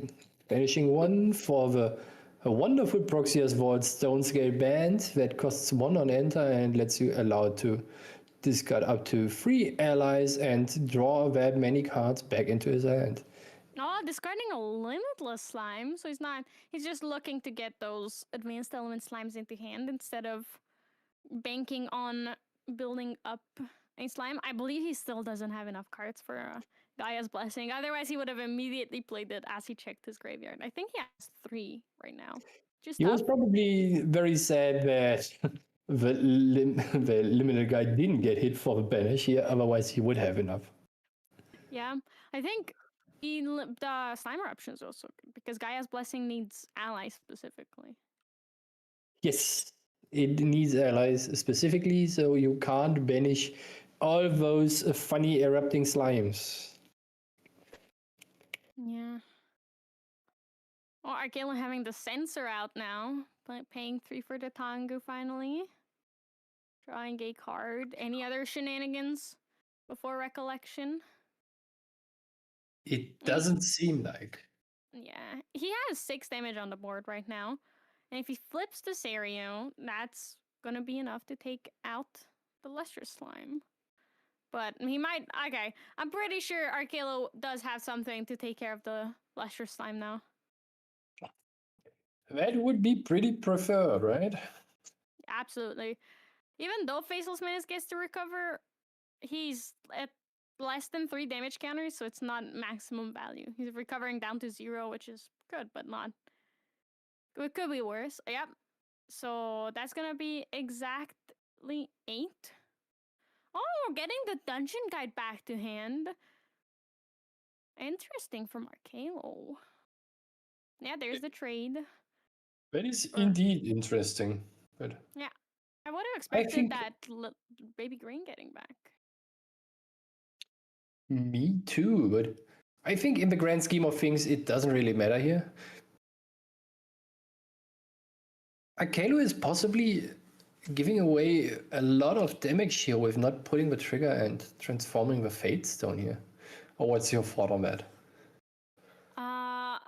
I agree. I think that's a lot of value that's being lost by not utilizing either the Fate Stone side of Seiryu or flipping it and starting to generate those arcane blasts. He's definitely scarred from last game, but he sees that Faceless Menace is not working with a lot because he wouldn't be keeping back allies just to kill the Seiryu. I think that's also a lot of damage and value lost for him. Oh, Horn of Beast Calling banished. He is in a dire situation for sure. Like, you don't bring out and banish Horn of Beast Calling without without immediately summoning down a beast, unless you're desperate. That's still pre-main phase, so there's still time, right? Oh, I'm just wrong. No? Never mind me. Yeah, because Gaia's Blessing, but that does put him at 7 or 8, possibly 9 slimes in banishment. That is very tough. He didn't find anything for the Horn of Beast Calling. And That here we is- have Oh no. Displays, or not displays, baby green slime targeting the safeguard amulet means that this might be the turn for Arcalo. it is most likely his turn. Otherwise, you wouldn't target the Covenant of Thorns here that is denying the damage. And it's interesting. The play pattern is very interesting here because the turn before, Akelo had the option to just get back the baby green slime that is already present on the board, to do this a second time. But this is telling me that he more or less assembled all he needs right now to close out the game here. Yeah. Would probably have been good to have the Lost Providence out the turn before, so you could take advantage of drawing this one card, but it seems like Akelo is just one of us, Clem. He is one of us. Exactly. He's only human. He very well could have just forgotten, like, misdone the order for his deck, so didn't immediately see the Lost Providence as he leveled up, which happens. Alright, there's finally the baby green getting back to hand with the Asen. After that, Seiryu flips. We're getting a big dragon. No. Yep, an arcane blast being generated. No combat tricks. No combat tricks. 13 damage in one turn is also quite a bit. Now we have the Covenant of Thorns attached on the Seiryu here. Yeah, that's... I think then that is what Arcalo was afraid of. The Covenant of Thorns being put on the Seiryu. But this way, he guaranteed that it goes on to the Seiryu, so... It might be just knowing that he will win the game next turn. It's probably that. Luckily, it doesn't really matter since the Covenant of Thorns is something you can suppress with the baby green slime that got picked up from the Ace and Protector activation here. So you are good to go as long as you have the free influence and still remain a tamer. I think it's very difficult for Akelo not to be a tamer anymore here. Yeah, he's in the driving seat now. He's driven away. And Faceless Menace decided there is nothing I can do at this point anymore. Let's go to the next game so we might have a winner of this match here. It is very interesting to me. I think still that Akelo was kind of conceding a little bit of damage too early on with not activating the Fate Stone earlier and just losing the Growtail here with an attack from it. But in the end, it didn't really matter, as one of the more popular bands around the 2000s said. So. I have a question, Garrett. A rules question. Oh no, I have to go. What is it? You're good. One of the best judges in Europe. So that's not very hard. I'm sorry. Because there are none. What does Ally Link count for? Like, count as? It's not a card activation, right? It depends on the card, right? What I'm thinking is, I know you cannot Goja lineage release Goja level 2 to Mhm. negate Covenant of Thorns. That is correct. So, but what does ally link? It's just an ability, It should be a triggered ability. Let me but that would be quickly. a trigger, which you could negate with Goja. It's more of the wording on the link, because depending on the wording of what you want to link with, right? Goja can only negate certain things that target the Shengju, if I'm not too mistaken. But maybe I should just read up on the Gogia here, or you just. I can read out everything for you. Goja, level 2, Blessed Scion, lineage release. Negate Okay. target activation or trigger that targets a fate stone or fate bound object you control. And Covenant of Thorns, the reminder text on ally link says this object enters the field linked to target ally. If the link is broken, sacrifice this object. Okay. So far, I always said it's not a card activation because it's a materialization. That was probably the easy route and most likely the wrong one. But it probably really comes down to the part it being a material deck card. But I'm honestly not super sure here. So that means that you can technically, because we haven't found anything that says you cannot lineage release. So you could lineage release in response to Covenant of Thorns. So I was wrong. No. I said you can't lineage release because it's a materialization. Okay, I see. Oh, because that's not a trigger and it's the material. Okay, yeah, I get it. I was thinking. I might be super wrong here. I was super in my head about things. But maybe Chad has some very elaborate ideas on that one. Yeah. Interesting. Because activation is usually a key indicator for it being a card that is being activated on something or in the process of being activated, right? But then, oh wait, yeah, you're right. It says activation, yeah. Cool. So far, we just have the usual things happening in the game on the early stages. Both players just cycling through the cards, slowly getting more influence, with Arcalo having the funny protector of this area I always mispronounce here, and Faceless Menace just leveling up to Sylvie. Without a board, if I may say so. That is very rough looking. In contrast, Akelo pushing out all those funny animals and the protectors here might be a beatdown game plan. You think he sideboarded in the funny sort of seeking and the 4 inspiring calls that every Gogia player should have at their disposal? Yeah, for sure. I mean, he doesn't have a lot of time, so he just wants to win here. You know, he just gotta go. He probably just actually made a mistake and was gonna go into Lorraine level 1, not Goja, and just play Wind Ally. I was sorry. I was trying to be funny. Be like, it's a full Wind Allies game plan now. It is a Wind Allies game plan.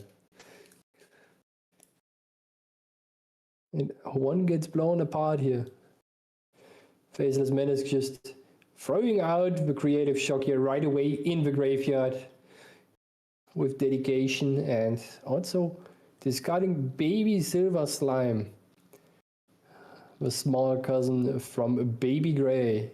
Yeah, it's and you know, it's more consistency for Pantheon, Sylvie. That's what it's for. Is that how it is, Clem? Yeah, that is how it is. Trust me. Are you an engineer? Play. I'm a Pantheon player, I think. And Dungeon Guide 2 level 3 for Faceless Menace here. Let's see what advanced element slimes he is throwing on the board now.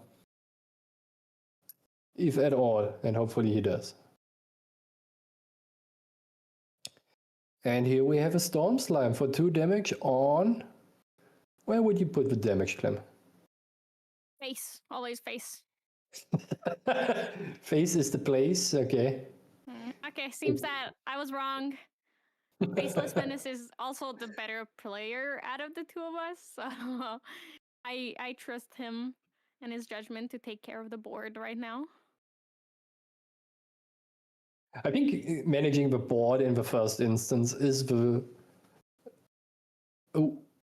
more interesting play here. And we have an ensnaring fumes from Akelo here. Essentially removing the buff counters and nullifying the turn for Faceless Menace here. Especially since the Storm Slime didn't put the damage on the champion here. So if he had followed your instructions, it would have been a better play for him at all. Oh yeah. Tough times to be a person with future sight, you know? Because if you don't, I mean, honestly, I could not have predicted it either, really. Ensnaring Fumes is crazy here. As in, unexpected, but Arkelo's also up on damage, 10-0 damage counters, so it's pretty comfortable because his series is not flipped yet. A very interesting thing is, if I'm reading it correctly, Akelo is exactly playing 1 Ensnaring Fumes in the main deck and at best 1 in the side deck. So that's 2 cards. That is indeed 2 cards. Having one of those available is pretty good. And here we have the Dungeon Guide to the Blessed Scorn, Gorgia. Drawing him 1 more card from his deck. That is certainly not pathetic. Calling cards pathetic. Every card has a reason to exist, Garrett. Don't put my cards down. Only into your memory, please. I sure will. Hasten Protector, most likely on the Dungeon Guide again, to have it available next turn. Leveling up every turn without using the materialization phase for it is so strong.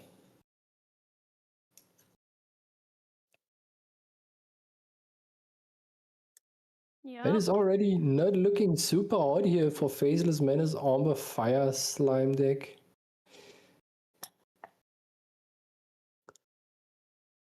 Banishing another Regal Inquisition for the end of turn trigger for the Azerite Fate Stone. Let's hope Faceless Menace. Yeah, you need to get the value, otherwise you cannot drown your opponent in your value, right? Let's hope that Faceless Menace finds something to combat the board from Akelo here and to establish some dominance on it. We know there's... the Banquet. That's amazing. Love the Banquet because now it'll start recovering for him passively just by existing preserved. And he even activated it pre-recollection, so he's not losing that much influence for the turn. Yeah, it's you'll have to see it, honestly. Players playing smartly. Although Faceless's whole board is empty. Okay, there is a Storm Slime coming back, which is 2 damage again, probably to face. Yep. And then attacking for 3 to face. Evening, close to evening out the damage immediately. Yeah, there it is, Lustrous Slime. We're gonna be revealing just 1. That's fine, honestly, with the board, with how the board on Arkelo's side is looking and what we've seen from him so far. So, a 2/6 is not awful. However, it won't be able to trade with the Innocent Protector anymore. So Garrett, what are we looking forward and what are we looking for Faceless? Because during these slower games, it's hard to see. Like game 1, the big explosive Sylvie turn, like Sylvie 3 turn, understandable. But what is he planning to do here now? I am not really sure what he's trying to do here.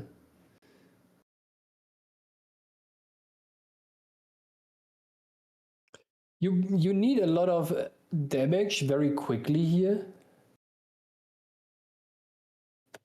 And you getting that damage that you need is, I'm almost tempted to say, kind of impossible, right? Because you don't have enough slime allies in your graveyard to activate the Covenant of Thorns and make your storm slimes big enough, especially not with your opponent now being Gojira level 3. You can't possibly get through all those protective means with the Aeson Protector and the Serio on demand if you wanted. So you only have 3 influence, maybe at best 5 in your next turn if you materialize something that draws. Yeah, it's And even then, if you start doing something during your turn, Akelo might just say, oh, let's pop the Enfeebling Orb and lower your influence this turn for 2. So, oh, yeah. Oof. it is tough. indeed. Not much can be done here, I think. Yeah, it's an incredibly tough situation. I agree with you that either Faceless needs a lot of influence and a massive board out of nowhere, or just How do you say this in English? I think it's calling tilting at windmills or something. Oh. English is also not my native language, so I can't just say I can't just tell what you're thinking of, Garrett, unfortunately. Oh, it's the fable of Don Quixote, who is just fighting the windmills. And it seems like this is exactly what is happening here for Faceless Menace. I see. Okay. So it's like a uphill battle. Somewhat. Don't worry about the impressions I don't know, you know.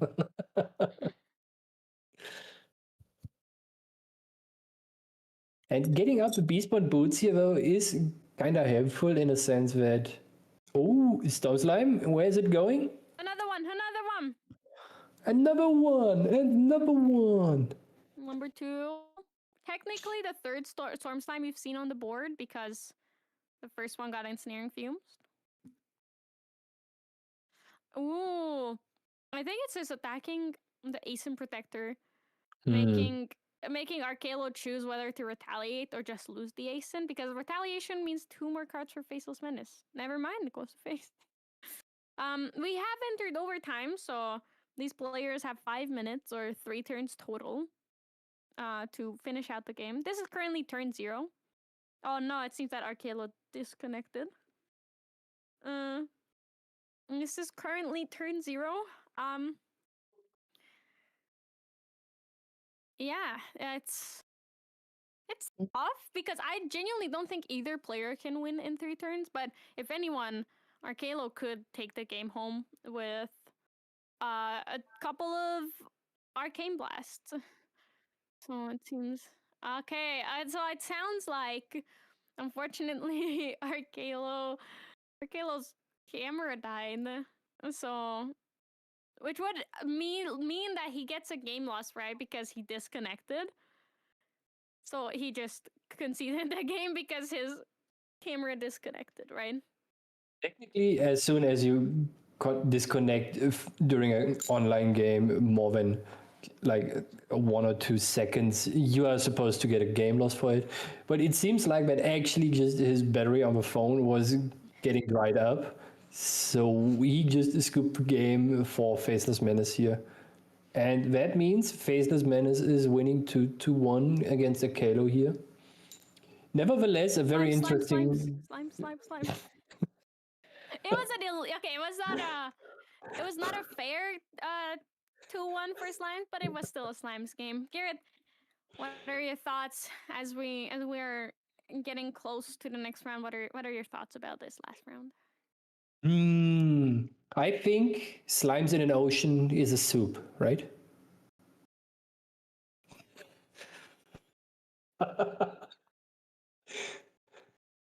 Wonderful. I achieved what I wanted to achieve. I think Garrett is really, really tired, and it's really, really late for him. So I will send Garrett to bed and send us to a break so that we can bring back round 4 of the TCG NA Online Locals for you. Thank you for Garrett for being with us, and see you guys in a bit.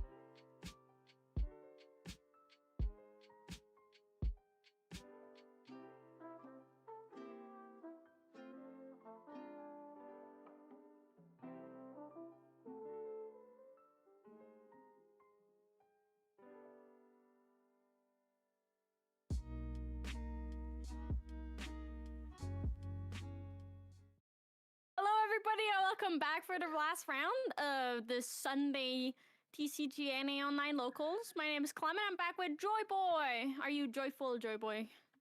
I am indeed joyful today. I'm here to bring joy to everybody else. How is everyone doing? How are you, Clem? I'm doing good. I used to hate slimes, especially during Ascent Chicago when Yeah, me too. exactly everything was slimes. But it was really fun to see them. It was fun to see them do well, and Serene Fire is a cool idea and cool deck. So I'm glad it did at least all right. Now, what are you doing? How's your coffee? It was bad, but we got some caffeine in us, so Worth it. we take the W and we move on. But not bad overall. Hey, coffee is coffee or something. I think coffee is already bitter, and Garrett's rice. Bless you. Garrett was right that coffee is an acquired taste. So if you Yeah. ask me, all coffee is bad. If you Yeah, ask, fair. That's fair. if you ask coffee enjoyers, they will not agree. I think you would not agree that all coffee is bad. No, I mean, I like to put sugar and cream in my coffee, but like some people drink it like straight black, and I'm like, holy, that's like So I understand it, but man, it's so bitter. I just can't. I can't do it myself. But I- I also don't like tea, so coffee's kind of That's the only other option. I crazy. know. He's so good. But the, honestly, I get it. But when I drink coffee, I only drink it black. I always drink like one shot of espresso. That could be why I don't like it. Oh yeah, that's fair. Yeah. But I drink it for its purpose of ingesting a lot of caffeine in a short amount of Yeah. time. When I drink espresso, I drink it like a shot. I just go whoop, and I don't Jesus, taste it and just drink it. that's crazy. That's crazy. I don't usually do espresso like at all. It tastes like really bitter. So It is. It is. All right. Any fun things happening? You're not coming to LA. I'm so sad. yeah, I know. I had to. I didn't have. I don't have enough to go to LA and Vegas, and I figured Vegas is Nats, so I Yeah. probably should do that one. Even though LA is like RDO, like debut or whatever, but I figured Nats is probably the bigger one, so I'll go to Nats, and then that's it. Hopefully Yeah. going to Osaka though. That should be fun. I don't know if you guys are going, but it should be cool. I'm hoping. I like my Asia vacations due to Yeah, Grand Archive. Same, same. Yeah, I don't need any more reason to go to Japan than play Grand Archive and spend a bunch of money on stuff Yeah. that I don't need. Hey, it's fun. It's great. But speaking of Japan, you know what they love in Japan? KFC. You know what we're seeing next round? KFC. They do actually. Yeah, that's so true. That was, you know what? That was a really good survey. Actually, that was pretty good. They do actually Thank really you. like KFC over there, so it's fair. We do have KFC on this side going up against Fire Pony Toss or Umamusume deck. So yeah, how do Or you feel about this Japan. matchup? Horse Yeah, true, racing true, and KFC. Perfect. true. I'm excited. I think Ponytoss might have a better chance because if once you start taxing, if KFC cannot get their impact hammer out fast enough, and they're on their silly little things they use to keep their influence high, it's gonna be really painful. So if Ponytoss draws well, I think it's favored for Ponytoss. If you can get to level 3 with at least one horse, you're doing awesome. Yeah. Otherwise, the long game, I don't think there is a long game here. I think it's Ponytoss favored. Yeah. How do you No, feel? I think I agree. I think so. There's like probably Seryu is like the only deck that levels as quick as Ponytoss, and like 25 health by like turn 2 is so hard to contest with, especially if like they do that and then they start punching you every turn for 3. Like KFC already kind of does a little bit of damage to themselves as well. So it's like, and they really only go to level 1. So it's like 19 health. You're kind of damaging yourself. Guaranteed you're going to get punched in the face for 3 every turn, right? It's a little bit rough. I think Ponytoss is a little bit too quick. These profile pictures. This is a meme finals. Both of these Yeah. both of these decks are 3-0. It's a legitimate finals, but it's memes KFC, memes Uma Musume deck. And both of them are also really strong decks, so don't discount them just because they're funny Yeah, we'll see. funny profile pictures. We'll see how it goes. I think if Ponytoss goes first, it's like actually so rough for KFC. Yeah, and I think if Ponytails goes first in the first game, that means even if it goes to the third, they will just win the third one. I Yeah. agree with you. It's really hard to beat going first. The other Definitely. really tough thing for KFC and Kitterfox here is that they only play Gojo level 1. So the 19 is a Yeah. very easy threshold to hit It's for Ponytails. definitely, yeah. And like usually like Ponytas can go to level 3 and have enough cards in hand to play like one horse. So it's like that's like 6 damage already. So it's a lot. Like they can do pretty quickly. Plus like what is it? They can run like Null Lantern, which will shut off your Suzaku coming back as well. We'll see Oh, how yeah. we'll see how it Mhm. goes. See if we dungeon guide to level 1 or whatever. Oh, okay, yeah, that's better than dungeon guide. Yeah, the drawing 2 is still extremely broken. Yeah, definitely. There is a reason Unmake Duality is category 2. Like this is easy, especially in the Ponyta's deck. That all it does level up, play horses. Usually, it's in very low influence, but like this is just look, I'm actually just basically won the game with the first card I played. It's really hard to outrun this. Yeah, definitely. So it does look like Killer Fox went first because they're looking to level up right now. We'll deal 1 damage to each other, as if Ponytas needs any more help. Banishing of Yeah, Sparklight. It's actually sorry, excuse me, really painful in this matchup to have the Ruby Face Stone. Dealing 1 damage to both of you is a super big nerf. It's Yeah. like handicapping yourself. So we got a quest counter. There is slowly gonna start damaging here. Well, not that slowly. Yep, there is the Vermilion Decree. Unfortunately, no allies on board to be damaged with it, so that's only gonna be 1 quest counter from it. Yep. And no, we're choosing not to draw, not to imbue it. Wow. I wonder why, Drew.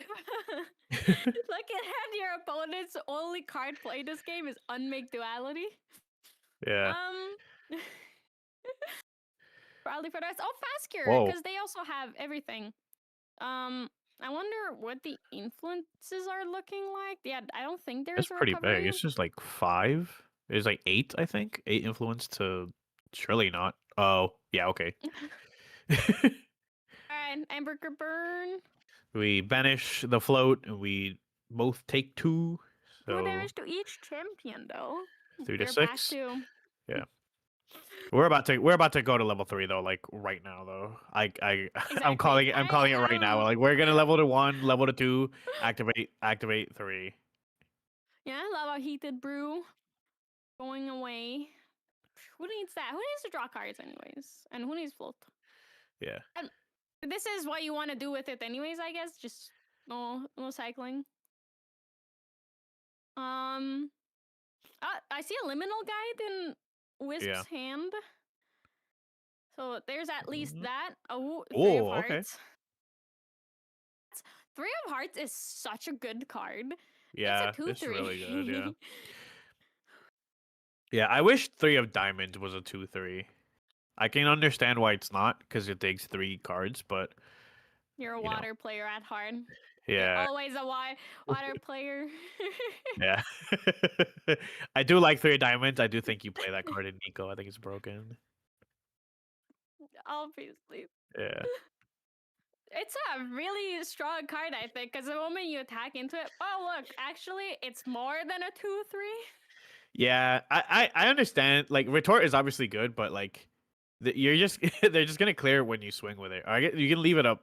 You can leave it up, but it doesn't have like taunt or intercept or anything like that. So they could just like ignore it or take 1. Yeah, you're also not wrong about that. There's 7 to 6. That's not bad. We didn't like Giga Turbo level. So I wonder if he didn't have Dungeon God on board. It's not looking that great. Also, I was gonna say Ocean's Blessing can make it into a taunter, and it gets +1 life, +1 health. So yeah, it's that is really true. Yeah, that is true. Yeah. Yeah, Killer Fox not being taxed on the GCR, which is really unfortunate for Wisp. But it's fine. They went second, so it's tougher, right? Yeah, that's all it is. Yeah. This is a tough situation to be in because We'll see if we can level if we say we can double level here, that should stave off a decent amount of the damage. But if you get punched in the face for 3, it's gonna be really hard because a lot of the material deck slots for Goja either draw you a card or there's 0 cost materialization, so like your hammer or your sword of seeking, so that you can blazing throw them for free. Yeah. So, but we'll see how it goes now. Yeah, absolutely. Unfortunately, seems that Wisp had some internet troubles, but Mm. it's not. It definitely is not looking bad. I'm a believer. Yeah, I mean it could go either way, honestly. If we don't see like the double level, you're like probably fine as Goja, because we already have 4 quest counters. We are going to go to 5. There's sure to be some pre-recollection damage dealing that will get us to 7. Yep. So we'll see how it goes so far here. So bear with us a little bit. We are trying to get the match fixed. It's always tough in online locals because it's out of our control. It's out of the players' control because especially when you're 3-0, you are playing to win a box of Yeah. PTM. It's a free box that you win by playing. It's elo for you, so nobody Yeah. would grief their own matches like this. It's just very unfortunate when it happens. Definitely, yeah. But this is a really cool matchup, especially seeing that they're playing the slower game here. Okay, so Oh, it looks like there's level up. Looks like we're back. We are leveling up. Let's see if we have well, we don't really need a dungeon guide anymore. We just need cards in memory in order to level up. There it is. The 3 of Hearts will give you 2 of them. Ooh. Oh, in response to the level up, activating the 3 of Hearts ability. Ember Crypt Ooh. Burn again. Ember Yup. Crypt Burn again on it. So no liminal guide once more. Well, no liminal guide this time. No floating memory last time. Yeah, we're pretty evenly dealing damage here, but Goja only has 11 damage left. So we'll see how much we can do here. We're surely going to take two more damage from the 3 of Hearts. And if we level up here, which we can activate our level 3, that's what Vanitas gets to do. Yep. And then the stacking is gonna begin that you were talking about of, oh well, no free blazing throne, that's sort of seeking. Oh, whoa, we didn't see that Fox card. dropping a card. Oops. We'll pretend we didn't see it. We're not even gonna mention what it was. Oh, there's the Elu. Okay, so yeah, this is. He got there. Is it gonna be double horse into level? Oh my! The dream. This is so. This is the dream. This is. I mean, they hit. I think we're dead. If we take all this damage, we're like actually dead. This is 9 damage on board. Yeah, 9 damage on the board. Is it Xaxes? Oh my god. Well, it depends. Well, Killer Fox has 2 cards in 3, hand. 1, 2, 3, 1, 2, 3. Oh, 2 Oh. down. Oh, okay. Restoring Embers. Restore to Flame, sorry. 1, 2, 3. So we're recovering 6. Yep. Oh, look, it's that was the other side that is frozen a bit. So recovering 6, so back down to 13. Yep, and then we take 3. And We now are they have to win taxed this though. turn. Yeah, we definitely have to win this turn. We are unfortunately taxed. So let's see if we skip a materialization or we just go down a card to maybe be able to blazing throw for lethal. 25 is a lot of life though. So we'll see how much we can do. We are at 5 quest counters.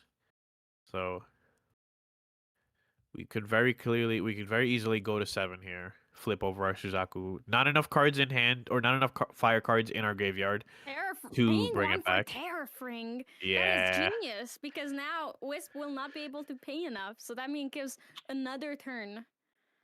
That gives Killer Fox another turn. However, I think Wisp will attack with Vanitas for the tax. So Definitely, yeah. You definitely attack with Vanitas for the tax. Yeah, and taking so much damage from Suzaku, the Ember Crypt Burns, and everything is it's tough. You just have to I'm pretty sure if you materialize Impact Hammer, you just pay your 2, you attack with Vanitas, you will kill them. Oh yeah. that is 5 damage, and they dealt themselves 1 in recollection due to Goja the Fate Stone, which is which I'm pretty sure is exactly because Vanitas plus Hammer does 5. Yeah, that is already lethal because Goja has 19. Yeah, exactly. So This is what we mentioned in the beginning of the match, right? Sometimes dealing yourself that much damage does end up they're drawing being a little card. unfortunate for you. Oh, yeah. I think you just have. I think you have to dig a little bit to find this thing. So we're Yeah, flipping flipping over Suzaku. Suzaku. It's gonna have finally have the burb. Okay, looks like we're 1 card away from bringing back Suzaku. I don't think we live another turn even through Terrafring here. Yeah, I don't think. Yeah, Impact Hammer, bring out Impact Hammer. Yes, yes. Yeah. I think that is lethal because even without Suzaku dealing damage, Yeah, I that mean, is I think 5. even if you materialize GCR here, you'll go to 4 cards, so you just pay for 2 attacks. It's like fine. Yeah, You deal 6. it's either 6 damage or 5 damage. Right, yeah. Yeah, so Yep, attacking. Oh! Hmm? Attacking the Suzaku. That is. Oh, Oh, no, Aaron. no. Okay. Yeah, sorry. Attacking. And also, yeah, Yeah. attacking face for game. Attacking face, and then he just like scooped everything. Okay, that makes sense. I thought he for a second I thought he attacked Suzaku. That's why he was like, oh yeah, it dies. But Yeah, no. that makes sense. That makes sense. This is kind of what we Jinx. expected, right? Yeah. This is kind of what we expected, right? If you Yep. get to like, turbo level, you stave off a lot of the early aggression, right? 25's much harder to do than 19. And also everything you do is tax, so Yeah, absolutely. Now let's look at.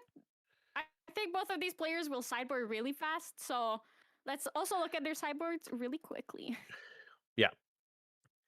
let's see Is here. Honestly, is there even anything that Kidder Fox can bring in? I mean, a crystallized destiny is probably not bad. I think a problem with a lot of these is that like, are you banking on surviving or are you banking on killing them? Right? I don't know how yes. good Kidder Fox is. I don't know how viable Kidder Fox banking on surviving is. I think they probably have to lean a little bit more towards like flat out damage and killing them. Yeah. And I don't necessarily think that Wisp has that bad of a matchup, so like maybe we see some innervate agilities coming in, just to be Yeah. a little bit more safe because you already don't have that bad of a matchup.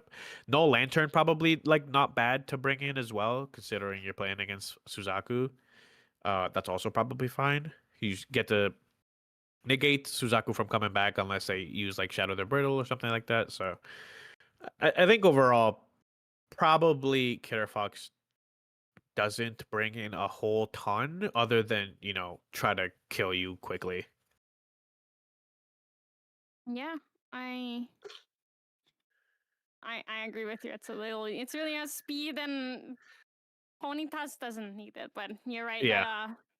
That the Nullifying Lantern is just really, really good in this matchup, especially if Kidder Fox is going more aggressive, then they probably won't bring in like Shatter the Brittle and ways to take care of it. Yeah. And if they're going for the longer game plan, like you said, it's kind of impossible for them to win in that situation. So Yeah. There's some decks, especially like KFC, that like Restorative Embers is kind of the only like defense card you can run, or you run usually.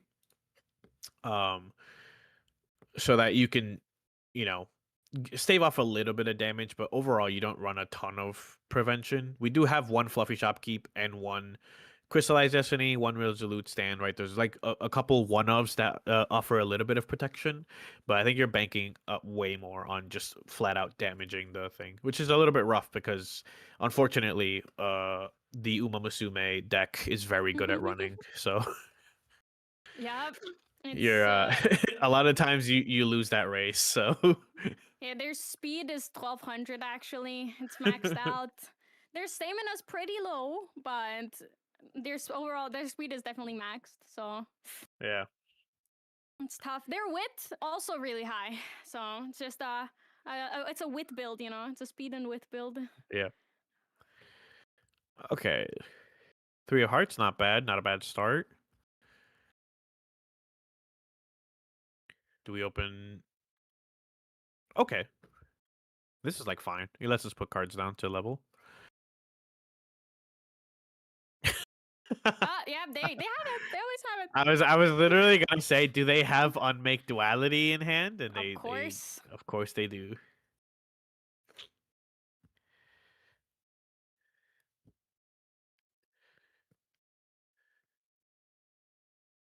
Yeah, I mean, look, you just gotta have it. If you play unmake, you will have unmake. And Yeah. then, but having the fractal sparks before that is even better. It's even absolutely crazier. A 3 of hearts on the other side this time, but will that be enough? Will a 2/3 ally save anything? What? Double fiery interference? No, I think the fire interference was banished to banished. level up. Yeah. It could have been a double fiery interference. Yeah. Then, though. It's pretty good from Kidder Fox. But all that self damage will definitely Okay. hurt. Oh, Fluffy Shopkeep. All right, love to see That's it. Love to good. see some intercepting. Definitely. Safeguard, amulet, and something else. Smoke bombs banished. Yeah, there's not a lot of intercepting on Manita's Yeah. side. Understandable. Oh, I don't think this. yes, Yeah, I think their pure. influence is too high. So no recover, but we do get to banish a float to level up. See if we hit a dungeon guide into level 3 here. Dungeon guide. Dungeon guide. Honestly, you kind of do. It is what you want to see here. Even with the opposing board, because if you have a horse down, you can start Yeah. clearing the board.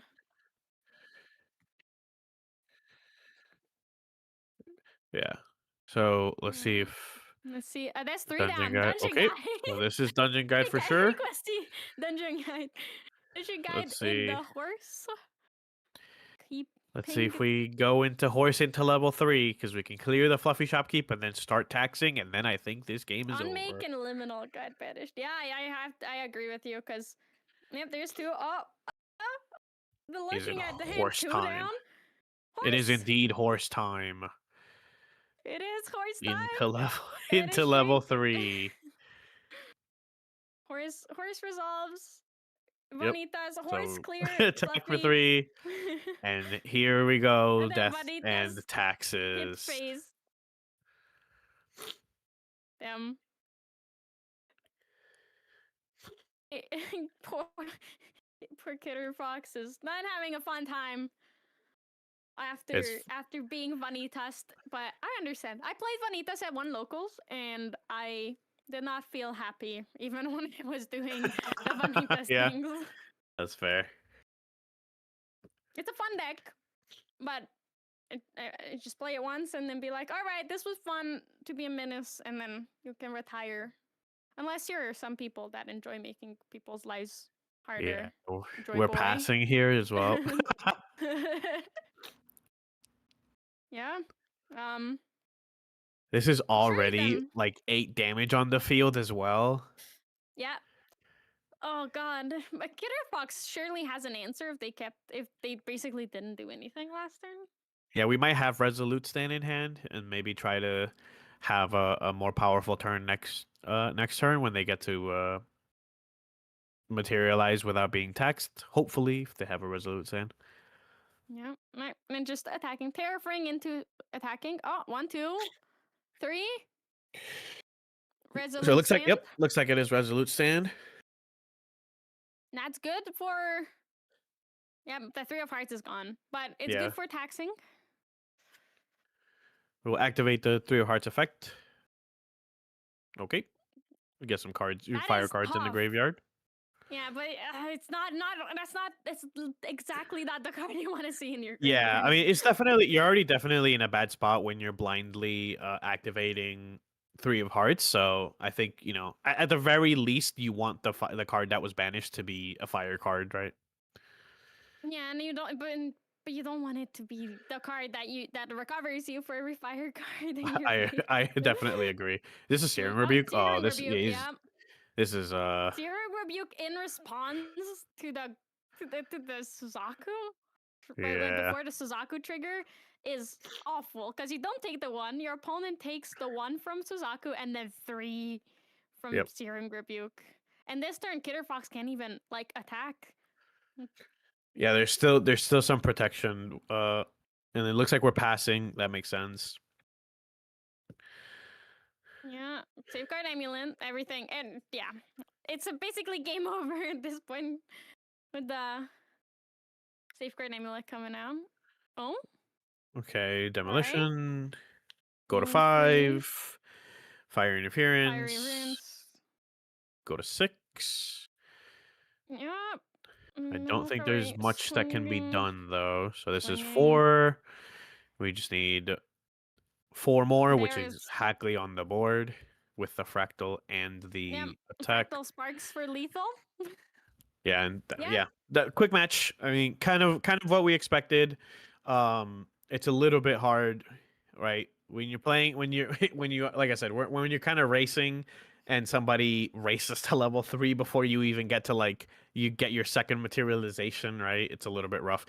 A deck like KFC can't afford to take a turn off so that they can resolute stand, so that their next turn can't be taxed, especially because when we materialize Terrafring, it's like, okay, well, you're not taxed, but you can't attack me either because I have Terrafring on the board. So, on top of just 25 life being like totally hard to get to. Yeah, it's really hard because your whole goal with KFC is to kill them before they get to like level 2. But because Vanitas' whole game plan is turn 2 be level 3, you basically just cannot race fast enough. And the fact that you're also hurting yourself when they are dealing 6 to 9 damage to you every single turn just makes it so hard. It's just a really bad matchup, I think. I think so too. Yeah, I mean, we saw game 1. Literally, the trigger of the Sapphire Fate Stone was exact lethal for. Oh yeah, sorry, the Ruby Fate Stone. Sorry, sorry, I'm a Gamba player. You know what I mean? But yeah, the Ruby Fate Stone was exact lethal for Wisp here. So yeah, bad matchup overall, really. Yeah, I think this is probably one of the ones where when you're building your deck, you're like, this seems unwinnable. I just make my matchups that are slightly slightly less worse, a bit more manageable. And if I run into this, I take the loss, whatever. I'll try my best, but otherwise it's like cooked kind of. Yeah, it's also very cooked when you see your opponent turn 0 play Unmake Duality. Yeah, 2 turns in a row or 2 games in a row. Yeah, definitely, I agree. Yeah, you I see definitely that, agree. like, oh. Yeah, it's tough. Yeah, you get to turbo to level 3, and you get to keep like a decent amount of influence when you get there, right? Even though you lose like 6 cards overall, you still get a decent amount of influence, enough to play horse den level, right? That's definitely cooked. It is absolutely. It is really tough to fight through then. But I think this can start becoming our motto here of luck is a skill. And some people, unfortunately, are more skilled at that than us. Definitely. And what can you do about that? Yep. Yeah, no, it's not the motto because it's something that is basically it's out of a person's control, right? You cannot manipulate the luck. Mhm. Some people just get more lucky more often than others, unfortunately. Yep, definitely. So it looks like it does look like Wisp is 4-0 though, so I think he does win a box of PTM. Congrats to them. Yeah, absolutely. We saw a large variety of decks today. Honestly, it feels pretty good because I hate seeing just water Aetherwing Diana and Suzaku, and that's it. Yeah, it's towards the end of the meta, or towards the end of the like set, right? Everyone's trying to like, no one's really, less people are playing meta decks. Everyone's kind of leaning more towards the fun decks, right? Until we get a new meta where everything's shaken up and we get to start playing competitively again. Not to say that this isn't competitive, but people will get a little bit more of a fire under them to find out what's new, what's broken, what's not, like what's good, what's not, right? We have a new champion in Mordred. We have a lot of new cards, a lot of ultimate spells, a lot of stuff that like will definitely shake the meta up. So I'm excited to Yep. see how many people decide to play, the ultimates for whatever their favorite champion is. Please, weebs, Oh please god. give me an ultimate spell. Ravishing Finale is not it, okay? I It love is that it. card. It hits everything. No, High cost, no, Nico's element, no, gives you a crazy amount of value. What else no, do you want, no, Joy no, Boy? no. Give it. That's so rough. No, There is no. Yeah, and Nico. and then Sablemere has Nico bonus. So technically, No, no. it's the Nico ultimate. Just because a card has Nico bonus on it doesn't mean it's her ultimate spell. All right, come on. Don't do this to me, okay? Please. What? No other champion can play Ravishing Finale. That is true, but well, I guess technically Sorry, they can. Ravishing you can. You, Yeah, you can, but like you could. it's like fine. It's a lot. It's a lot worse than other champions. You can play in. Yeah, But- you can play it for the damage, right? But Yeah, like Nico doesn't have one ultimate. Nico has 3 cards. Nico has 4 cards that all say Nico bonus. Basically, one of them is not. One of them doesn't technically say Nico bonus, but I would count it. It's Ravishing Finale, Mage Bane Sure. Lash, sure. Sablemere, Yeah. and Icebound Slim. And those 4 cards together make a Nico ultimate. Nico isn't Slim even is the not reason. legal in Nico isn't even the reason why Icebound Slam was banned. That's why I gave it back to her. That's why you have it back. As they should have. As they should have. And thank you for that, Weeps. That was a pretty cool thing you did there. But yeah, Can you- I think it'll be really fun, the new meta. I think hopefully we get like a lot of really I want to see everything like super shaken up, you know what I mean? I want to see like dragon unplayable, potions Ari like top meta, like Okay, we did see a Alan hiding like bush. broken, like We yeah, did yeah. see a hide and bush brood, which is crazy, and it was Yeah. really cool. So might Yeah. get there. All right, let's look at the ultimates. So we have some time, unless you're in a rush. No, I'm cool. You wanna look at some real quick. All right, arcane I can't even pronounce this word. Remediation. This is basically. Oh my god! I wanted to say it too fast. Reckless I didn't see conversion, the thing. but better, but worse? Question mark. The renunciate. Okay, I was scammed. Someone, our producer is telling you. Yeah, our producer is telling me what the word is, and it was scammed me. I also could not see what the word is because it's the card that it's basically a picture of the card. So the letters are hard to read, but yeah, this is good. Unplayable in standard. I don't think even in Rye you can't get up to 13 influence easily enough. Where this would be good. I think Rye unfortunately needs a lot of needs efficiency cards because you go so far down in influence that like you need a pretty decent amount of time to go back up to that much influence, right? That's why Arcane Blast costing 11 is not a huge deal because you can pretty reliably get your level very, very high. Yeah. But it's a good card. So even though you can get up to 13 influence, you do need to play cards. And Empower 10 doesn't allow you to play every single card in your deck. yeah. If it gave your cards efficiency, then it probably would be really good. But that would be like a 1-card play your whole deck kind of combo, and I don't think we want that either. Yeah. Arizona, it says win the game on it, so it's a good one. Yeah, that card is that card's pretty nuts. Yeah, I think it's actually playable in standard because it's a 6-cost Spell Shroud Fantasia. You just have to Starkle a lot. But I think the Luxem one is actually probably a little bit more playable than people think. I've heard everyone be like, "You never play this card." But it's like you already need like a million influence to do like Light Weavers plus Incap, and like this is like kind of essentially the same thing, right? yeah, this just gives you more Light Weavers. Yeah. But yeah, I think it's a little bit more I think it's a little bit more playable than people are giving it credit for. Yeah, and then I think the most playable one, and I think it's an incredibly good card, is Facet the Forgotten. Yeah, I think It- everyone saw this card and Really? was like, "What the hell? Why? Why? Yeah, Why more would you Crux do support. this?"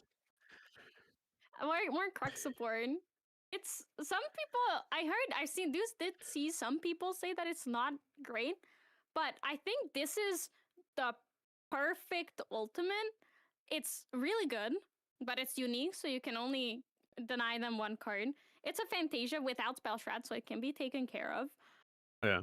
It's fairly costed, so people will probably at least try to play it, and it's just not a horribly unfair card. Because if you like don't have your Serious command in hand, or you don't have it in your memory, especially, this card will not stop you from winning.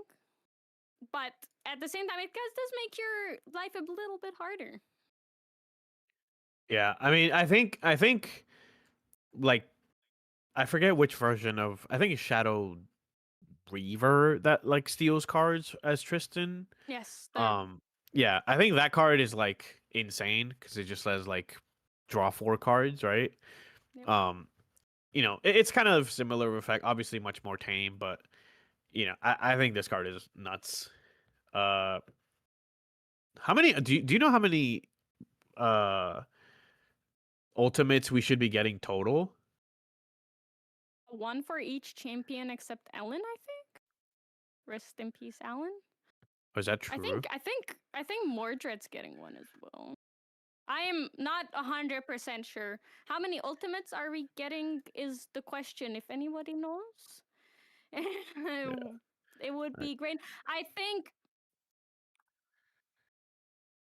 I remember that Barrett said I think it was in Merlin's Marketplace, that he theorized it a lot and then brought it up to Silidar. And I think he got it confirmed that everyone except Alan is getting 1, and then that Diana is getting 2, and I believe Alice is getting 2. Alice is getting each. bro. What the hell? This is Alice crazy. is getting the Chessman 1, and then the Spectre 1. Alice Yeah. has a Chessman and Spectre. Well, Yeah, I whatever, haven't seen man. the Spectre one, but I'm pretty sure the other one's gonna be the Whatever, Spectre man. one. This Diana And then- bullet that just kills you is so funny. Oh yeah, I love it. It's really fun. I also don't think that will be played in standard, but it is a really fun card. What I do think might get played, that is crazily costed, is Pourvoir Absolu. Bonnie will kill me for that. Pourvoir. Oh, the CL one. The CL one, because 1, it's 13 cost.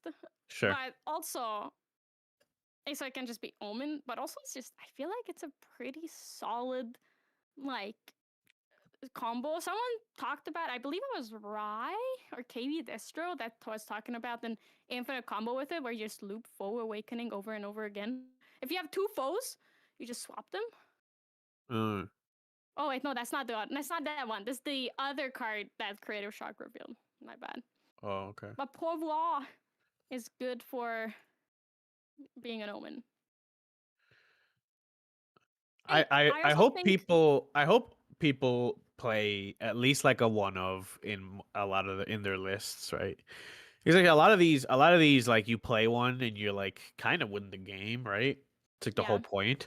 But I understand like obviously like these like giga high costed cards are really broken, or really kind of hard to do, but Yeah. I think it's real. I think it would be really cool if people at least play one of man. At least give it a Yeah. try. I agree. I think my favorite one is Heart Song Reclamation because I think hits that sweet spot of everything as well. It's similar to Oh my Facet of God. Forgotten. It's an 8 cost ultimate spell. It's a melody. It's its first ability has no Sylvie or class bonus, so you can play it in Diao-chan, you can play it in Kongming, you can That's play how it in whatever other Terra champions will be getting. It says destroy all regalia you don't control. Until end of turn, animal or beast allies you control gain cleave. So even if you just have a horse in one of those decks, it has cleave. yeah. And then the Sylvie bonus on it is you put 5 buff counters on each animal and beast or beast you control. So it's really good. This is crazy. But it's also 8 cost, so it's not like it's really easy to get there, especially in like a slime Sylvie deck. Sure. But it's if you resolve this, your opponent's regalia, poof, I won't be able to do much. Yeah. You know what's a regalia? Well, I'm actually pretty hype for the avatars too. I think they're really cool. Yeah. That's also cool. I wish Avatar of Gambu was a girl, but I'll I love that Avatar of Gambu is a guy. Okay, let me have one hot dude a set, please. What? No. Huh, No. that's Okay. Well, crazy. how come Avatar of Byakko is a girl? They should have switched it. Avatar of Byakko should have been a guy, is all I'm saying. Okay, And I would be Avatar of open to Gambu that. should have been a girl. But also, you're just a Gambu player, so you want Avatar I- of your own. That is for sure true. to That is for sure be true. A girl, but I am like aware. her. I am aware of my bias, but I stick by it. Okay, sir. I also stick by. I really like the cute tiger cat girl. Yeah, fair. Yeah. I wish we had a cute little turtle girl, but whatever. I guess I'll deal with it. Oh, okay. Yeah. Can I talk about a card that I hate? Sure, it's a Chime free form. Chime of Endless Dreams. Who made this card?